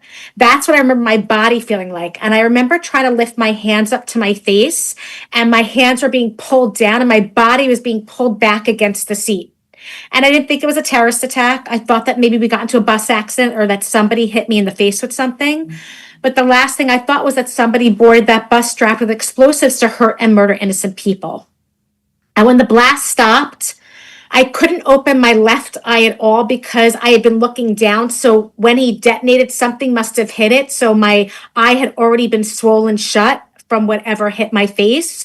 And my right eye, I could barely open just enough to see the roof of the bus had fallen in and the man's head in front of me and he wasn't moving. And for a split second after the blast, there's like this silence.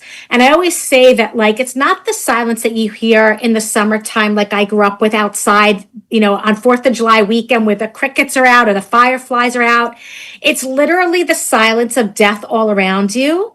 It's a split second, but it feels like so much longer. And once that silence stopped, my ears started ringing really loud and I started screaming. And luckily I was screaming because there was somebody outside that heard my screams.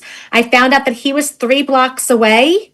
He heard something, he didn't know what it was, and he came running towards the burning bus. Because in Israel, it doesn't matter if you're the police or the fire department, everybody comes running to help somebody in need. And so he heard me screaming and he said, you have to get out of the bus. And at this point, my eyes were not opened at all. I was awake. I could barely hear things, but I could hear his voice.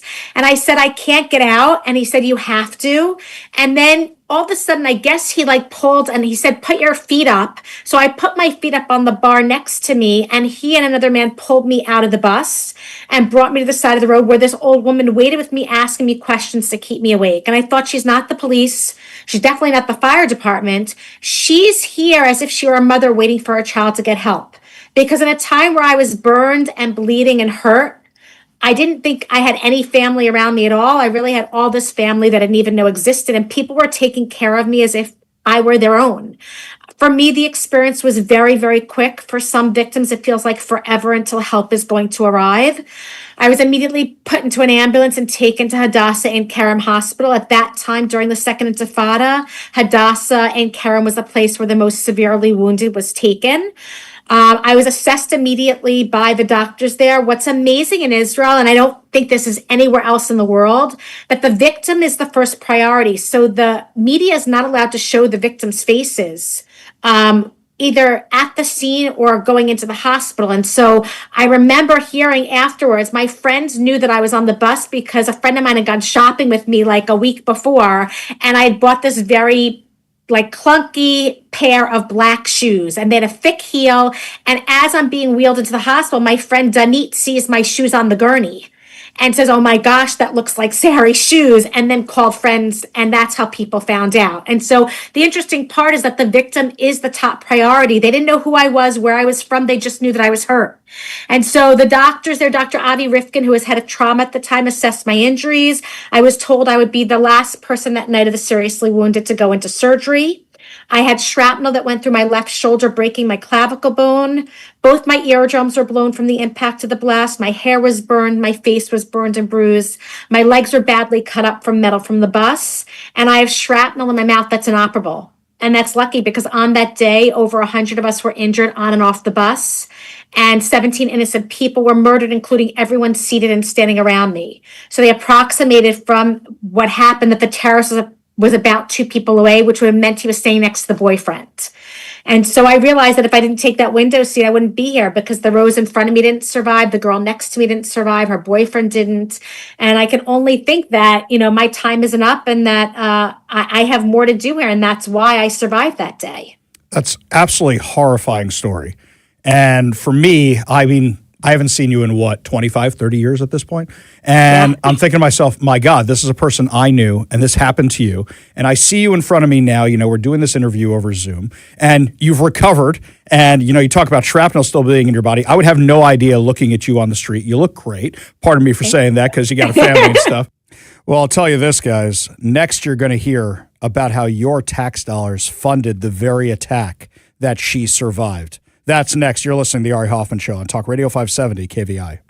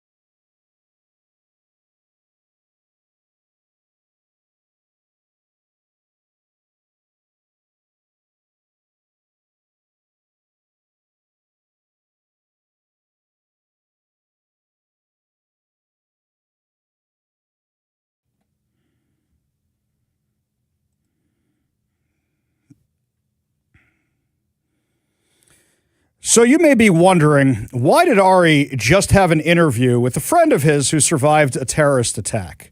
Well, it turns out there was a massive settlement just last week with the U.S. State Department, because it turns out your tax dollars were funding the terrorist attack that my friend survived. Listen to part 2 of my interview with Sari Singer to hear exactly what this lawsuit was about. Now it comes a point where this was a suicide bomber. He's dead, super, super dead. And the terrorist organization, can you really go after a terrorist organization for justice? I mean, the Army's going to do what it's going to do, but can victims like you be made whole? But there was a massive judgment in your favor this week, so tell us about that. Sure. So first, I do want to say something. You know, Hamas, it was an 18-year-old kid who was the suicide bomber on the bus. He was the 8th kid that year that had been recruited and radicalized by Hamas to carry out this a terrorist attack. And the fact is that at that age, these boys on the soccer field should not be radicalized and indoctrinated to carry out terrorist attacks. They should be able to be kids, and they should be able to live their lives and not have to go through things like this. And so on many levels, for me, he's a victim of Hamas as well, in that he was indoctrinated and he was brainwashed to think that what he was doing was going to actually move something or do something positive, because at the end of the day, all it did was really hurt and murder innocent people and thousands of families impacted by the constant radicalization that Hamas and other terrorist organizations do. Now, for victims, it's very hard for us to find justice. It's very rare for us to have justice in this realm. But the U.S. is a place where we're able to have that justice through the courts. And so I've been on a number of different lawsuits. This one was a very special one for me. This was at the time the beginning of the lawsuit started during the Biden administration. And what it was that in 2018, the Taylor Force Act was passed and signed into law. And Taylor Force was I think he was a West Point graduate. He had done, I think he toured in Afghanistan and Iraq, and he was a hero. He was a hero for the American people. And he was studying in a graduate degree in Vanderbilt University. And in 2016, he was visiting Israel on a trip with his master's program. And he was in, I think, Jaffa, if I'm not mistaken, and a terrorist came and stabbed him. So while he saved our lives here and protected us, he was murdered by a terrorist in Israel. And so the family, Stuart and Robbie Force, were very, very adamant about doing something in Taylor's memory to really make sure that this doesn't happen to other people.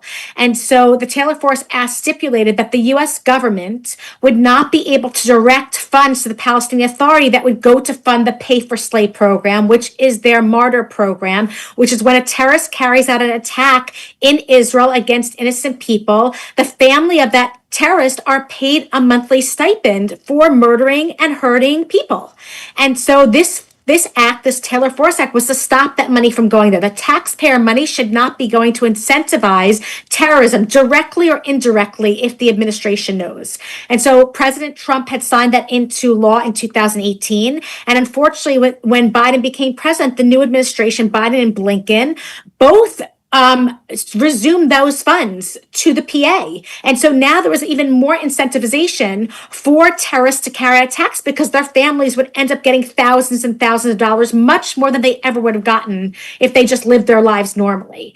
And so that was very hard to take on for me as a victim, to know that the people that are responsible for not only indoctrinating these young people to carry out attacks like mine, but now the families are being incentivized to send their children to do it because they're being paid by our taxpayer money. And so the lawsuit originally was, Jackson et al. Versus Biden. And it basically was Congressman Ronnie Jackson, myself, and Stuart and Robbie Force suing the administration. When the new administration took hold for the Trump administration, we were resuming this suit to sort of solidify it, and we just finalized the judgment this week. And I'm very, very grateful to America First Legal, which is our legal representatives, Julie Strauss and America First Legal, for being there for us and for fighting for us all these years to have some sort of some sort of accountability for those that carry out attacks against American citizens. And I'm so grateful for the Trump administration for taking hold of this and helping to stop the pay for slay funding, because the rest of the world is complicit in this. And while other countries are sending foreign aid, most of that foreign aid is going to incentivize terrorist attacks. And I didn't think anything like this could ever happen to me. No one thinks it happened to them. But what it comes down to is that I feel that when you go through something like terrorism, wherever you are in the world, your government should be protecting you. And the fact that the Biden administration resumed that funding, even though the Taylor Force Act was signed and went into law, that no money from this particular fund could be going to incentivize and finance terror, that was a problem for me. And the fact that America First Legal and the lawyers there took this on and had the courage to take this suit forward, it's life-saving for victims, because this is the only accountability that we can get and only justice we can get from what we've been through. Sari, before we let you go, tell us about Strength to Strength, the organization that you founded to help victims. Sure. So after my attack, I came back to the US. I did live in Israel for a year after the attack. I wanted to be there. I didn't want terrorism to win. If I didn't return, then the terrorist would have accomplished what he set out to do, which was to make me afraid and to sort of paralyze me from being in a place that I really love to visit. So I did stay there for another 10 months, but unfortunately had to come back to the US for some ongoing medical issues. And when I came back here, I had no support. In Israel, I was surrounded by people who understood what I had been through. They were able to guide me and to help me in a lot of ways, saved my life in the sense of sharing with me what I would need and how to really move forward and cope with what I had been through. But when I came back to the US, I had no support here. When I reached out to one of the 9/11 organizations, they told me that I couldn't join because I wasn't a 9/11 survivor. And so my parents always taught me that if you don't find what you're looking for, you create it yourself. So I founded Strength to Strength, which is an international nonprofit organization, all volunteer driven. And what we do is we work with existing organizations on the ground in 16 different countries that are working directly with survivors and bereaved family members and first responders from terrorist attacks around the world. And we bring these victims together to heal and move forward. We run retreats, we run programs, we run psychological events, any anniversary programs, anything to help a survivor or a bereaved family member to heal and move forward, because we can't stop what happened to us and we can't make it go away. But the only thing we can do is to help each other to make sure that we can move forward together and be stronger despite what we've been through. And so we've basically built this global peer support group of victims from all over the world, from all different religions, all different backgrounds, being there for each other during the most important times. And I feel like even though I started it selfishly, it's for me. It's for me to make sure that I have the support system I need and to make sure that no victim feels that they're ever alone. And what we've done is we've made sure that people have the support they need and that they're able to come to us at any time and know that they have a place to come to and people that will listen and understand what they've been through. The website is stosglobal.org if you want to learn more about the organization. Sari, I'm really glad we were able to reconnect. And I'm really thankful we have the opportunity to reconnect given everything you've been through. And I really want to thank you so much for sharing your story with us today.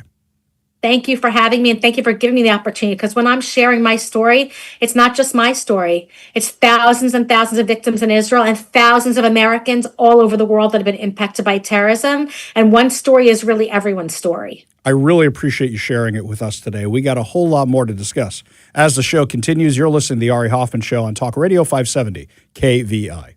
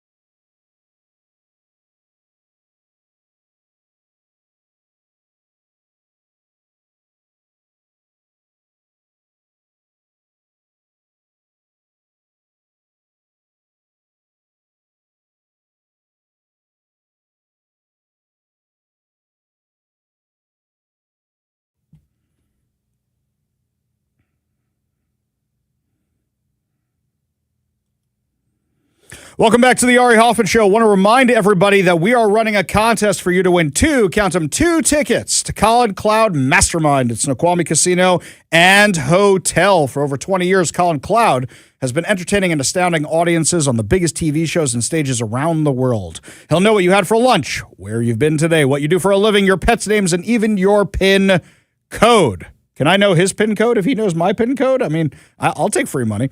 Described by the media as the real-life Sherlock Holmes. Well, if you're a master mentalist as well, then yes, you should know his code. I am a master mind, but I don't know if I am a master mentalist. Right. And if we continue down this, we're just going to start making bad jokes. Okay.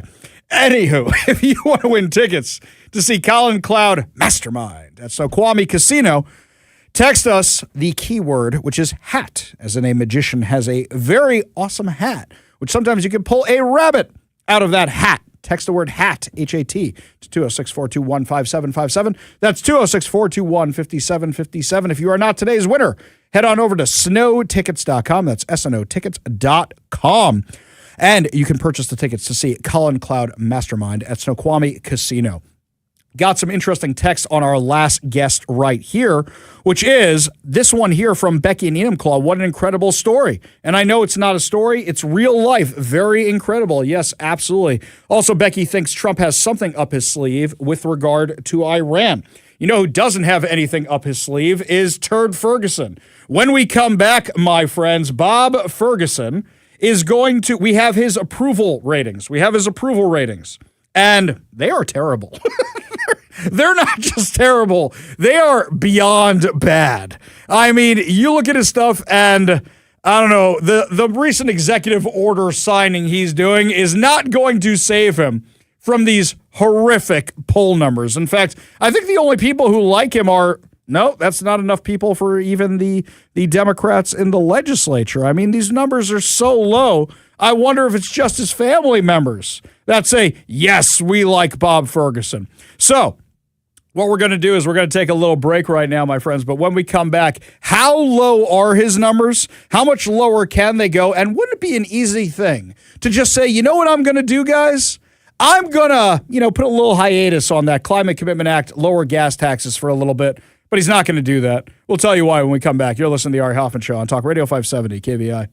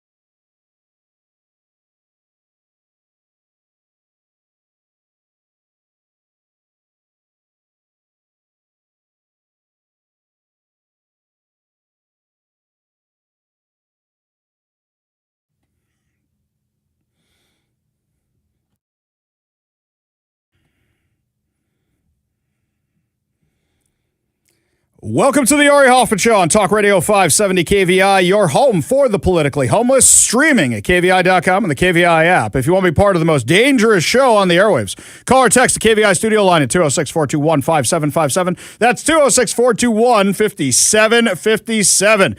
Coming up this hour, is Congress actually going to stop the war in Iran? Or is this just a virtue signaling nonsense? But before we get to any of that, my friends, there is some polling that's being done on Bob Ferguson by our friend Steve Gordon. Steve Gordon put up this image on social media, which shows one of the results. I don't have the full poll image yet, but it says, what's the opinion on Bob Ferguson? Strongly favorable, somewhat favorable, no opinion, never heard of, somewhat unfavorable, or very unfavorable.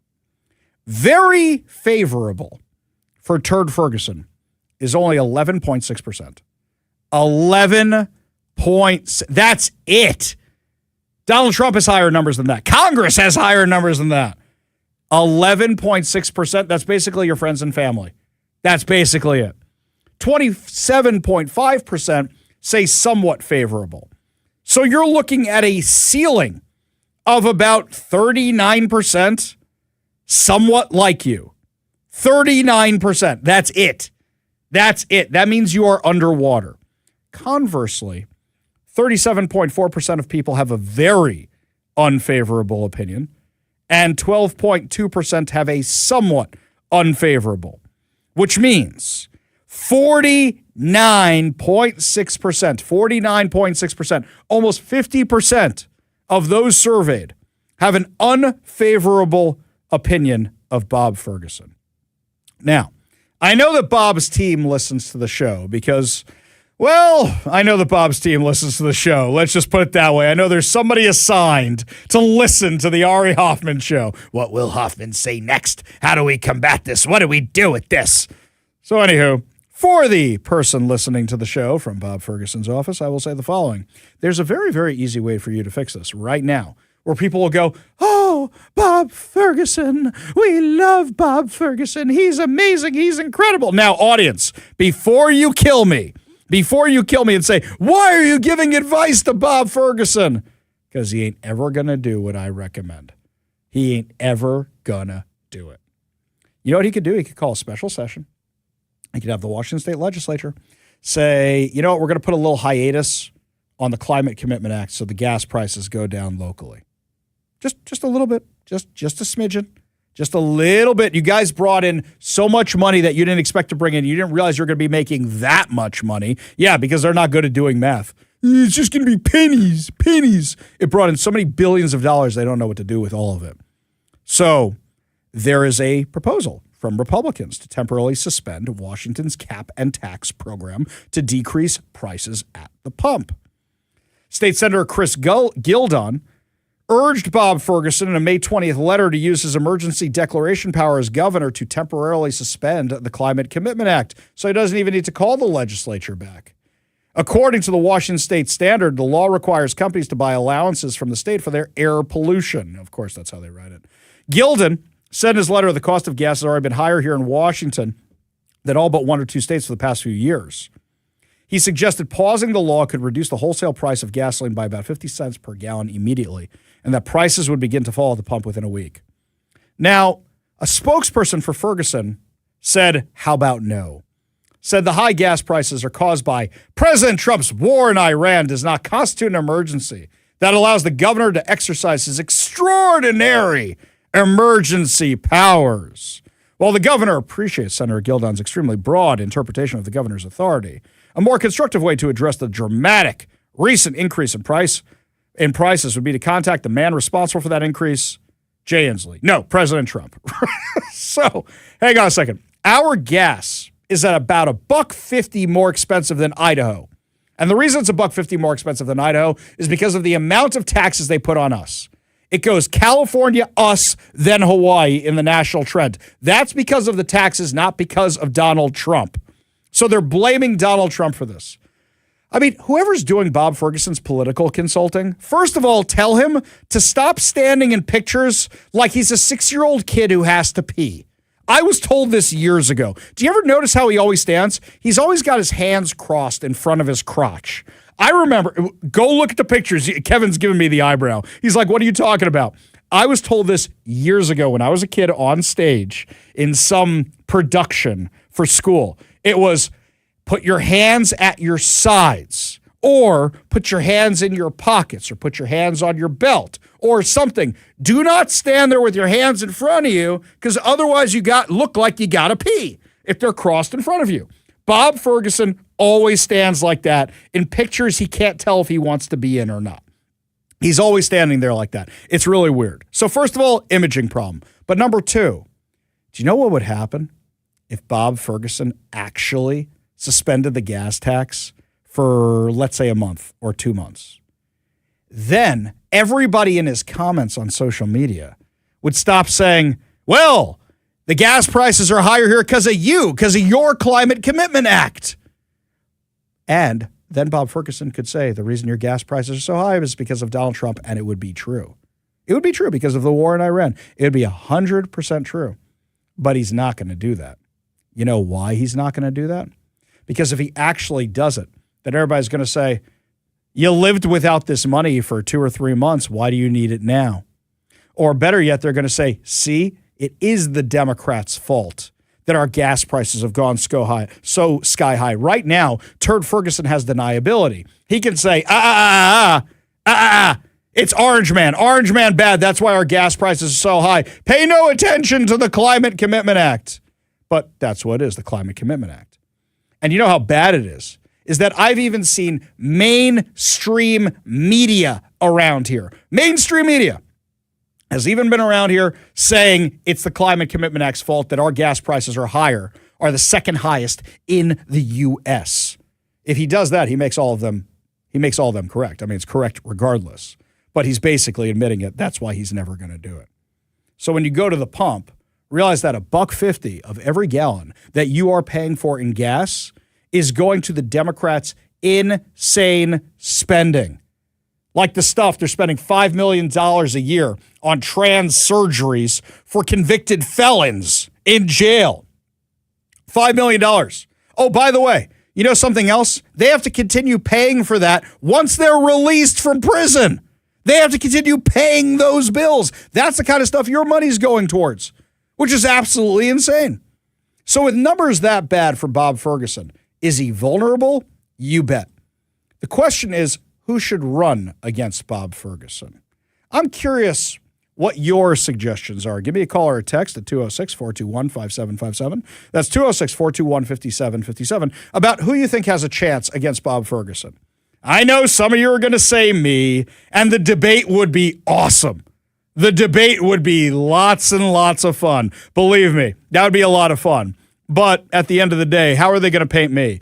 The fire-breathing, conservative, Trump-loving, MAGA hat-wearing Ari Hoffman, the Zionist aggressor who has gone on dates with Donald Trump. I mean, he wants to marry Donald Trump. That's how they're going to paint me, right?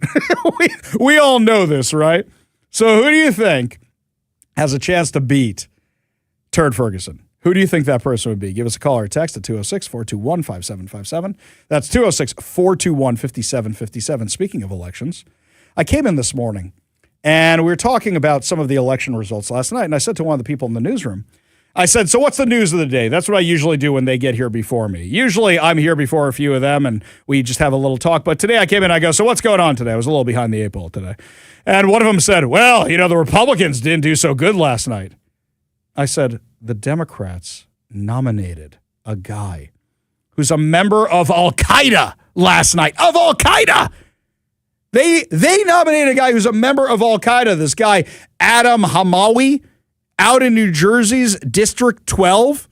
This guy was literally an aide to the blind sheikh who organized the first World Trade Center bombing. Abdul Ahmed Rahbar, or whatever his name is, that guy, the blind sheikh. You remember him? You remember him? Yeah. He was his driver. He was his helper. He testified in his defense. And the Democrats just nominated him for Congress. 25 years after 9/11, not even 25 years after 9/11, we're nominating members of Al Qaeda for Congress. The news person didn't really know what to say with that one because odds are they didn't look at the Jersey results last night. Odds are what they look at, Spencer Pratt. They probably looked at maybe Steve Hilton for governor of California. They probably didn't look at Montana or any of the other races. So by that logic, you're thinking, oh, Republicans ain't looking too good. I said Democrats don't have a party anymore.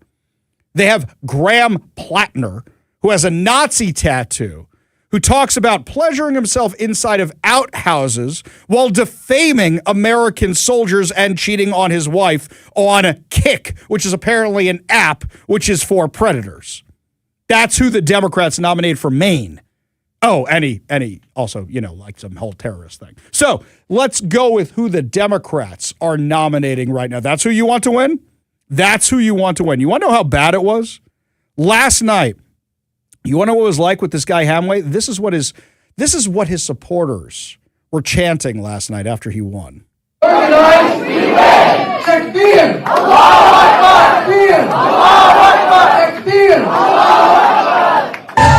Okay.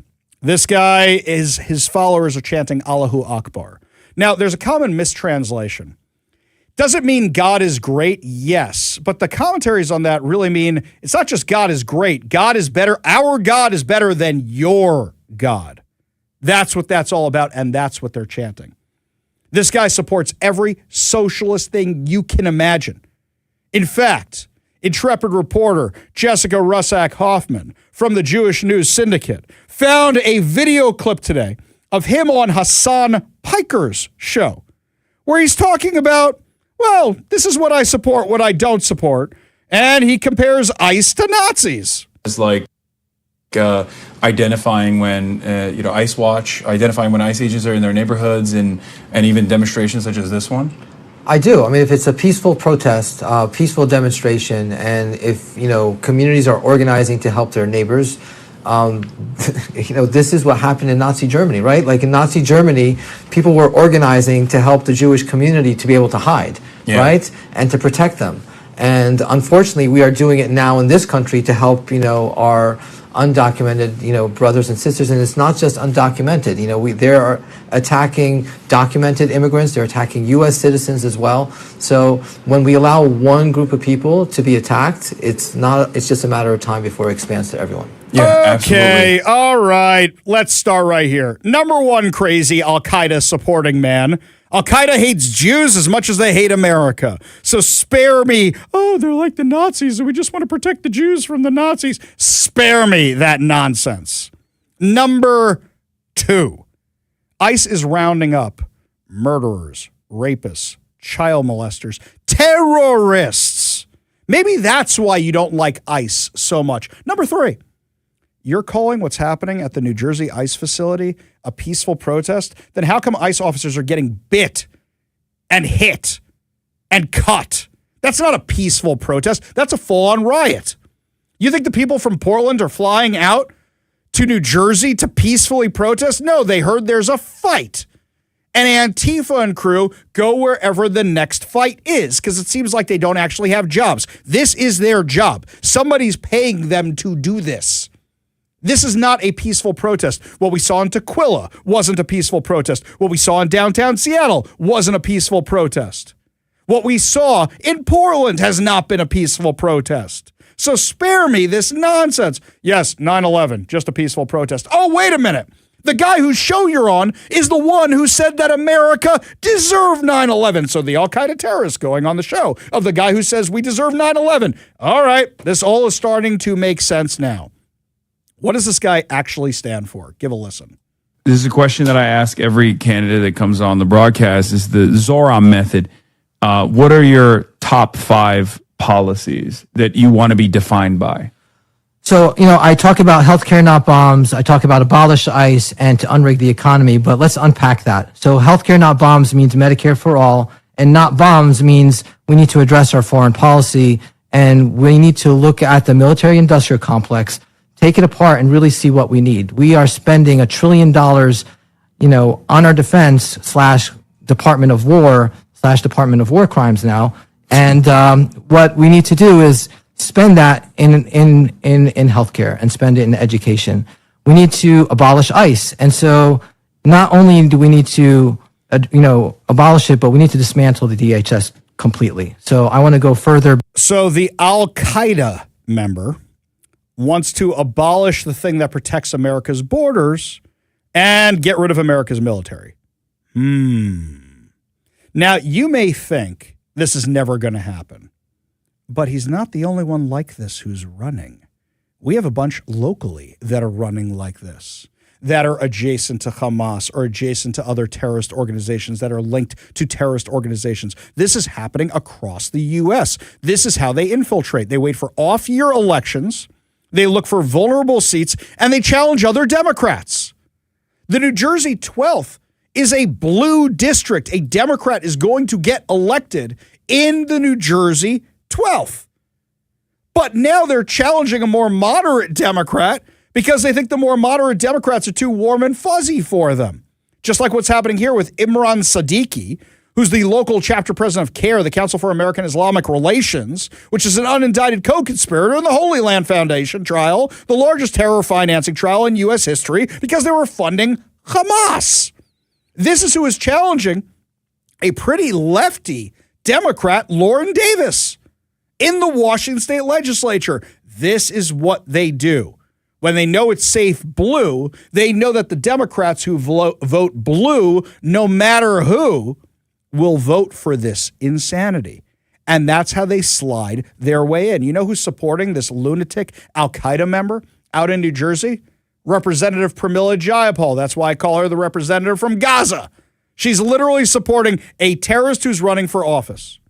And what's even crazier to me, every Democrat fell over themselves. Oh my God, it's June 1st. Got to do a pride post.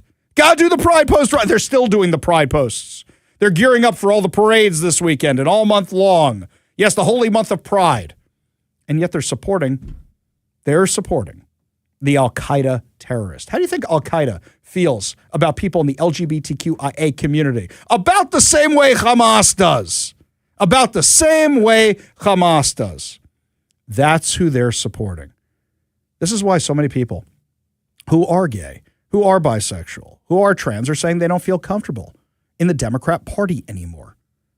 This is why so many Jews are saying they don't feel comfortable in the Democrat Party anymore. This is why so many people are saying they don't feel comfortable in the Democrat Party anymore. Because between this guy and Graham Plattner and how many other crazies have we found this election cycle in the Democrat Party, they say the party doesn't represent me, it represents insanity. It represents terrorists. There is nothing American about the Democrat Party anymore. You didn't leave the party left you. Speaking of people leaving, by the way, a big exit/termination over at CBS. Why did one of their longtime anchors get fired by Barry Weiss? We'll give you all details when we come back. You're listening to The Ari Hoffman Show on Talk Radio 570 KVI.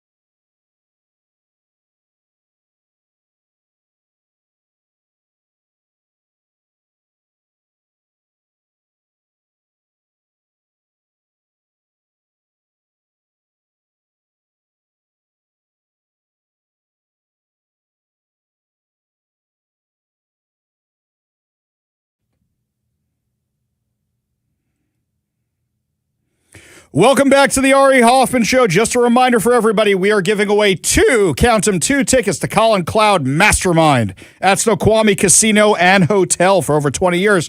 Colin Cloud has been entertaining and astounding audiences on the biggest TV shows and stages around the world.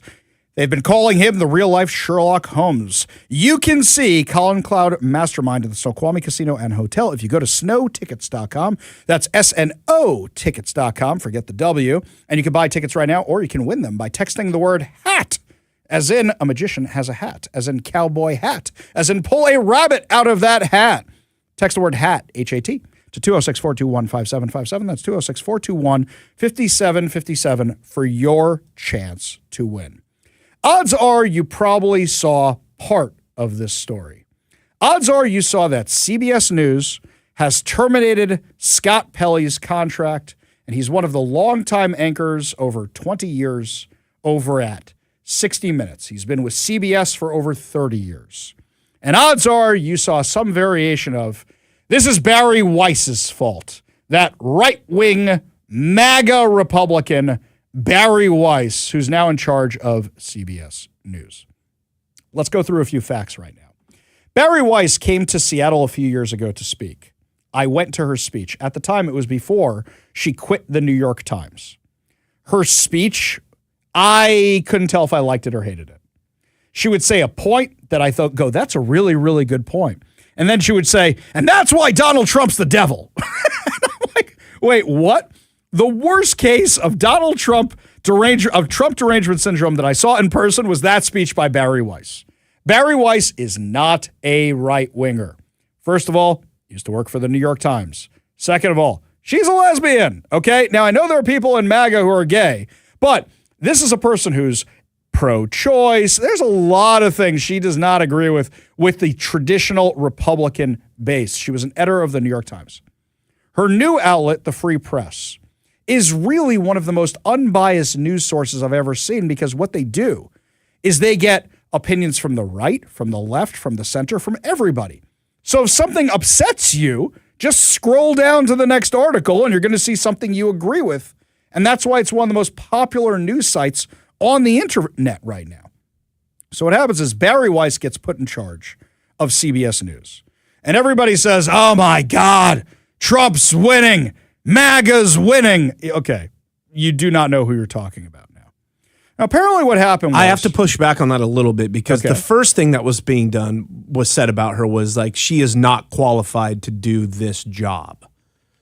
That's the first thing that came out when she was put in charge. So the way I always saw it, they really started going off about how she's just been put in there to do Liason's bidding in hopes of getting the deal with CBS and all this other stuff that came out. And whenever they said she's not qualified for the job, they never mentioned she was a former editor of the New York Times. Yes, they did. I never saw that. Yes, I always said she's not qualified because she's a MAGA supporting this. The point they were trying to make was she comes from newspaper / internet and was the editor of, I could be wrong, but op-ed.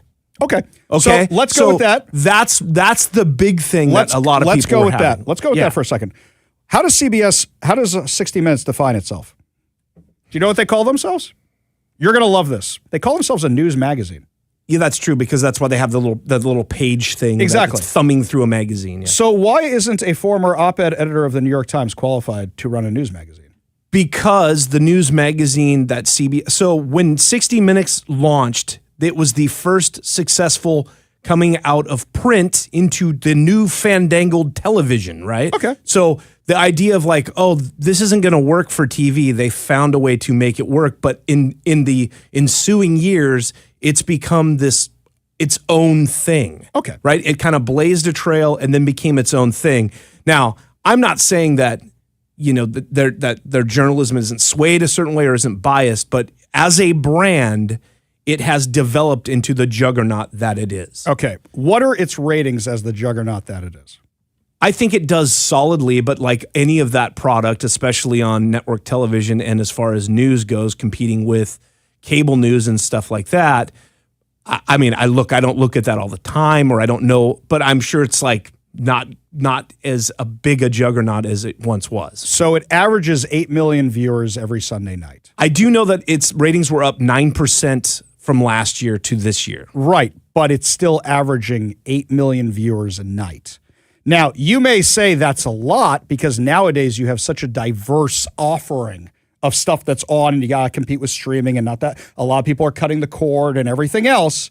8 million is considered big right now, but there's 330 million Americans and only 8 million people are watching CBS or watching 60 Minutes on a Sunday night. That's still huge for how we define ratings now. It is 100%, but a lot of people are looking at these shows and going, okay, well, if we're only getting 8 million, what are our streaming numbers? Are people streaming 60 Minutes? Are people looking at the clips of 60 Minutes? Are they stealing the clips of 60 Minutes and putting them out on social media? How often is it that a 60-minute story goes viral? About once a month, I'd say. About once a month right now. For example, they did a story I very much enjoyed, which was when you had Operation Grim Beeper, they interviewed the Israelis who did it. And that is one of the most entertaining things I've ever, really. I saw that piece. Yeah. I have a special place in my heart for 60 Minutes because my mom and I used to watch 60 Minutes, and I called it the Big Clock Show when I was a kid. Same. Tick, tick, tick. Right. Same. That's what you did. You watched it with your parents growing up. The last 60 Minutes piece I remember by Scott Pelley was this one. Give a listen. There's limited fighting already on the northern Israeli border, and I wonder what is your message to Hezbollah and its backer, Iran? Don't come across the border. Don't escalate this war. That's right. So Scott Pelley basically helped out Joe Biden at the end of that by saying, what do you mean by don't? He didn't say, what do you mean by don't, which is what a normal interviewer would do. He said, I'm going to finish your sentence for you, old man. And you remember that interview was the one where Joe Biden afterwards had to release a statement. The White House had to say, oh, well, when he stutters. Oh, wait, CBS did that on his behalf.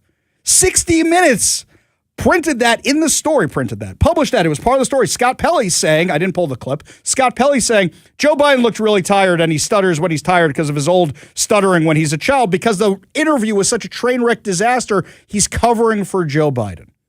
I know Leslie Stahl, and though I disagree with Leslie Stahl's politics and takes a lot, I actually have respect for her. I never really liked Scott Pelley's stories. I liked Anderson Cooper's stories. I like Leslie Stahl's stories. I like a few of the other ones over there. Scott Pelley, I know he's been there forever. That doesn't mean it's good. That's my take on Scott Pelley. And I would agree with you. And that's why what I mean when I say, like, as far as like the journalism and the bias and all that stuff, I'm like that, putting that aside. We're putting that aside. And putting that the actual brand of this, thing that has been a part of American news for so long. I don't understand why they're blowing this up because as people who work for a local heritage station that is KVI, that has, I'm telling you, as someone who gets to help with the decisions of this place, it is very difficult when people want to change what this has always been. And there are people that sometimes come in and want to do that. And you have to go, this is a brand that people wish they could build. And that's the same thing with 60 Minutes. Why would you go and actively tank it? Great. So thank you for teeing that up for me. Thank you. Nick Bilton, who's the new executive producer for 60 Minutes, sent this letter out when he fired Scott Pelley. Dear Mr. Pelley, I meant what I said in my letter last week to the 60 Minutes team. Joining 60 Minutes is the honor of my career, and I'm grateful to be working alongside people who have contributed. It should be for that guy. It should be. He's done nothing. Hang on. To the most important television journalism brand this country has ever produced. While I'm new to 60 Minutes, I devoted my career to investigative journalism and storytelling. I started this job excited to collaborate and to benefit from the wisdom and experience of the 60 Minutes veterans, with you among them. For that reason, one of the first things I did in my new role was call you to talk and invite you to dinner. It is a profound disappointment that you rejected that overture and chose ambush instead. Yesterday, you hijacked my first meeting with staff to disparage me, my qualifications, and my intentions with remarkable incivility and contempt. I welcome a diversity of viewpoints and respectful debate among the team, But this was nothing of the sort. Yesterday's performative display of hostility, enacted in front of the staff instead of a civil, private conversation, demonstrated that you have no interest in contributing to the future successes of the show or approaching my new tenure with a mind open to collaboration and progress. I am here to deliver first-in-class news programming, not to make headlines about newsroom drama. I am eager to work alongside those who share that goal. Despite yesterday's misconduct, I had hoped that in sitting down with you today, we could find a path forward together. You made clear that you are not interested in such a path.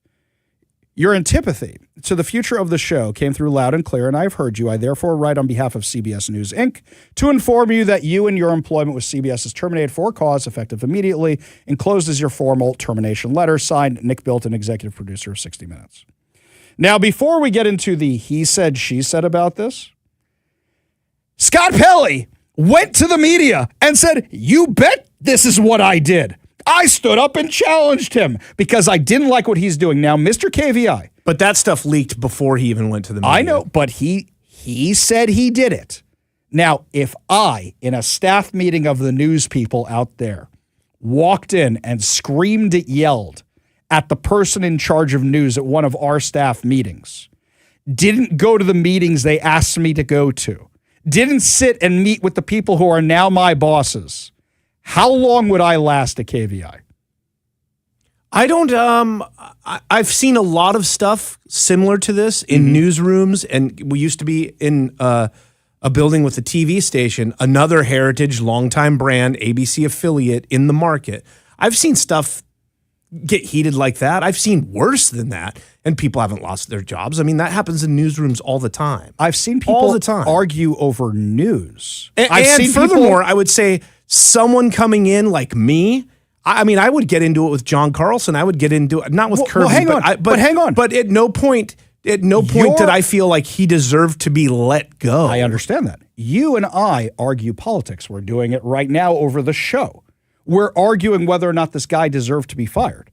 If I said, Kevin, you don't know how to run KVI and you suck at running this and you're destroying a heritage station and all that, how long would I last around here? I would take what you no, because you're the longtime live local person on this station. Now you're the only one. Now, if you were doing that, I would take it into consideration of what you were saying. If you said, "Hey, can we come talk about this in my office?" and I refused to do so, and you said, "Hey, can I take you out to dinner if I can find one magical kosher place somewhere in the city?" and I refused to do so, and then I kept yelling at you in front of the staff, how long would I last? Yeah, I mean, I guess if there was like a point to where there was no path forward.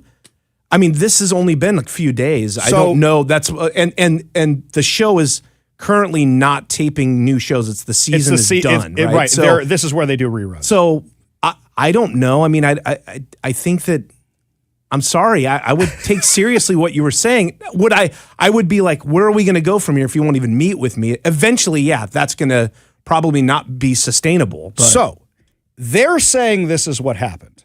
He's agreeing with them. This is what happened. We can't remember the guy's last broadcast that we actually enjoyed. Remember Leslie Stahl? Leslie Stahl sitting there with the Israeli guys covered with their face. That was amazing.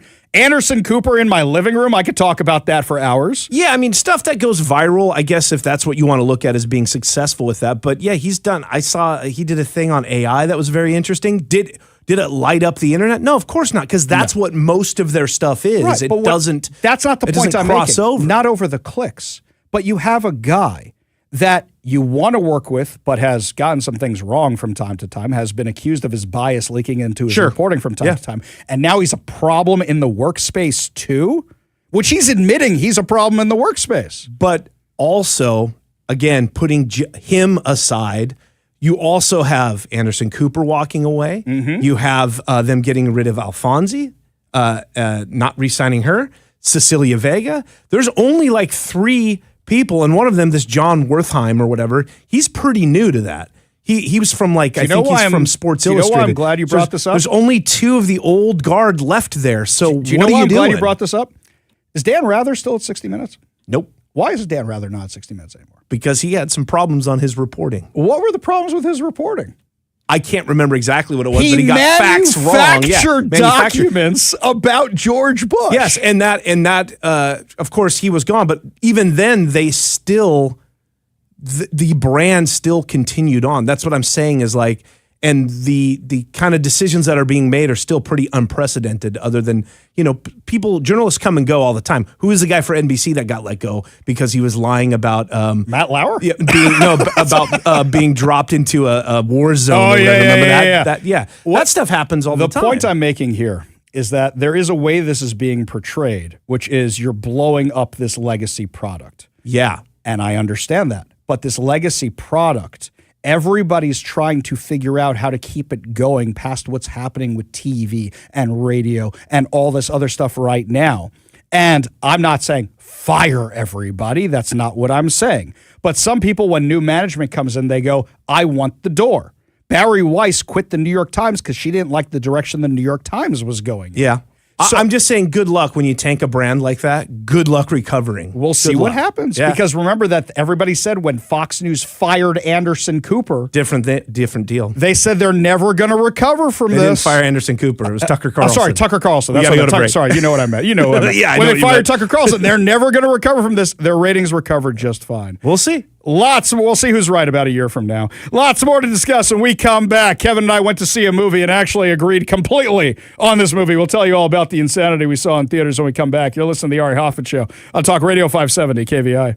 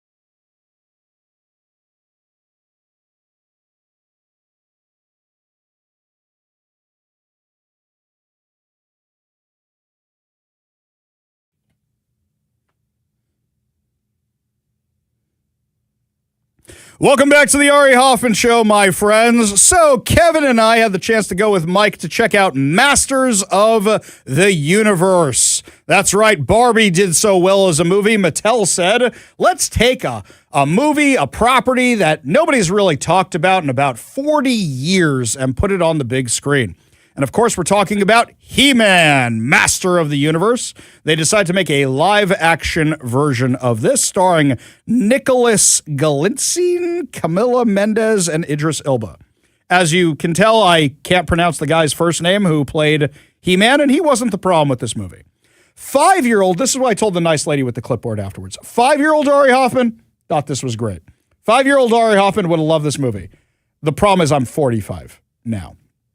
And they tried Masters of the Universe when we were kids, the Dolph Lundgren version, which is horrible. Horrible. Somebody told me I think it was you. Yeah. You told me I should go watch it again. It's not as bad as I remember it. I remember it being pretty bad. Yeah, I mean, I guess what I would say is I was never a fan of the He-Man or the Masters of the Universe or any of that stuff. So for me, I don't have a soft spot for this. And I could see if you were a fan, especially at the time when the Dolph Lundgren one came out, how you'd be disappointed because it is not the toys and the cartoon that you would like. But I'll tell you this. And it was very cheaply made and poorly done. There was that. I wasn't disappointed in the movie itself. What I was disappointed about is the fact that they let it go 40 years because, let's take me, my kids, who this was designed for you to take your kids. Rewind here. Now you're talking about the one that we just watched. We were talking about the Dolph Lundgren. Now I'm talking about this new one that just came out. Sorry, just to get... This was designed for Ari Hoffman, who enjoyed this growing up, to take his kids to go see this movie. My kids are now out of the house. And my kids, like Zach, are now saying, who's He-Man? I never even heard of this before. So now it's for the empty nester dads to go see the movie with their buddies. You going to sell toys off of this? Not really, because the ones who have the little kids now that are going to buy the toys, they missed He-Man. They might remember G.I. Joe. Maybe. They know Transformers because of the Michael Bay movies. So you have now missed the wave for this movie. I actually didn't have that many problems with the movie. I thought it was too long. You cut 30 minutes out of it. It's good. If you like the He-Man toys, you're going to catch all these different inside jokes. If you like Masters of the Universe, you're going to see all these inside jokes. But I think they missed the opportunity to make this a thing. And I also think that they also tried to make He-Man a goofball where you want He-Man to be He-Man and you want him to be whatever he is. You could have done the fish out of the water thing they did with Thor. They didn't do that. They made him a goofball character instead. That was my opinion of He-Man. Yeah, I think they just had a hard time trying to satisfy everybody. Right? Exactly. So they needed to satisfy people like you who liked the cartoon and liked the toys, but they also wanted people who did have any idea about the stuff like Zach to come in and be able to watch this movie without having to know any of that other stuff.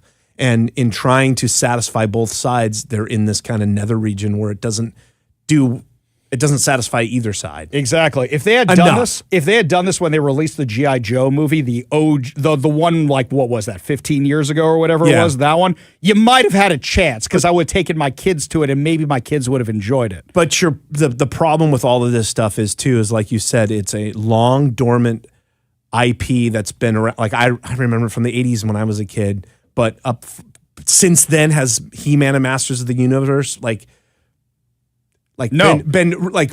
like you said, the Transformers movies were successful and they put it back in the spotlight, and so you have another generation. Same with Star Wars, same with brands like that. Right. But this is a brand that just didn't have that resurgence, and I just don't think you can rehab it at this point. Exactly. If they had done this around the time Transformers was coming out, you might have had a shot. They may have said Transformers is better, but unfortunately, that's where this falls flat. Only good news to wrap up the show. Your good news headlines put a smile on your face heading into your evening commute. You're listening to the Ari Hoffman Show on Talk Radio 570 KVI.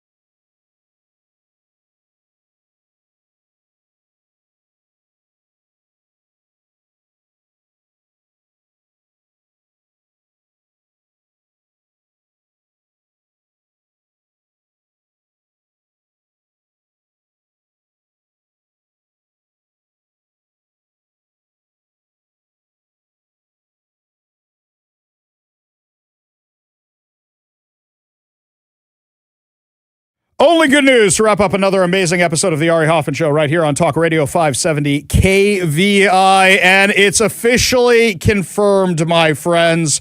Russell Wilson is officially retiring. We kind of knew this was going to be happening when we got that report from CBS Sports earlier this week that Russell Wilson was going to be their new anchor guy. It's like, well, if you're not retiring, you're still going to be the anchor guy. According to ESPN, 10-time Pro Bowl quarterback Russell Wilson confirmed Wednesday in a video posted to social media that he's retiring from the NFL to take a job with CBS Sports. Wilson's announcement came 2 days after news broke that he was finalizing a deal to become an analyst on CBS Sunday NFL pregame show. He said, quote, "As I enter this next chapter with CBS Sports and the NFL today, I'm so blessed to continue doing what I love most, being around the greatest game in the world."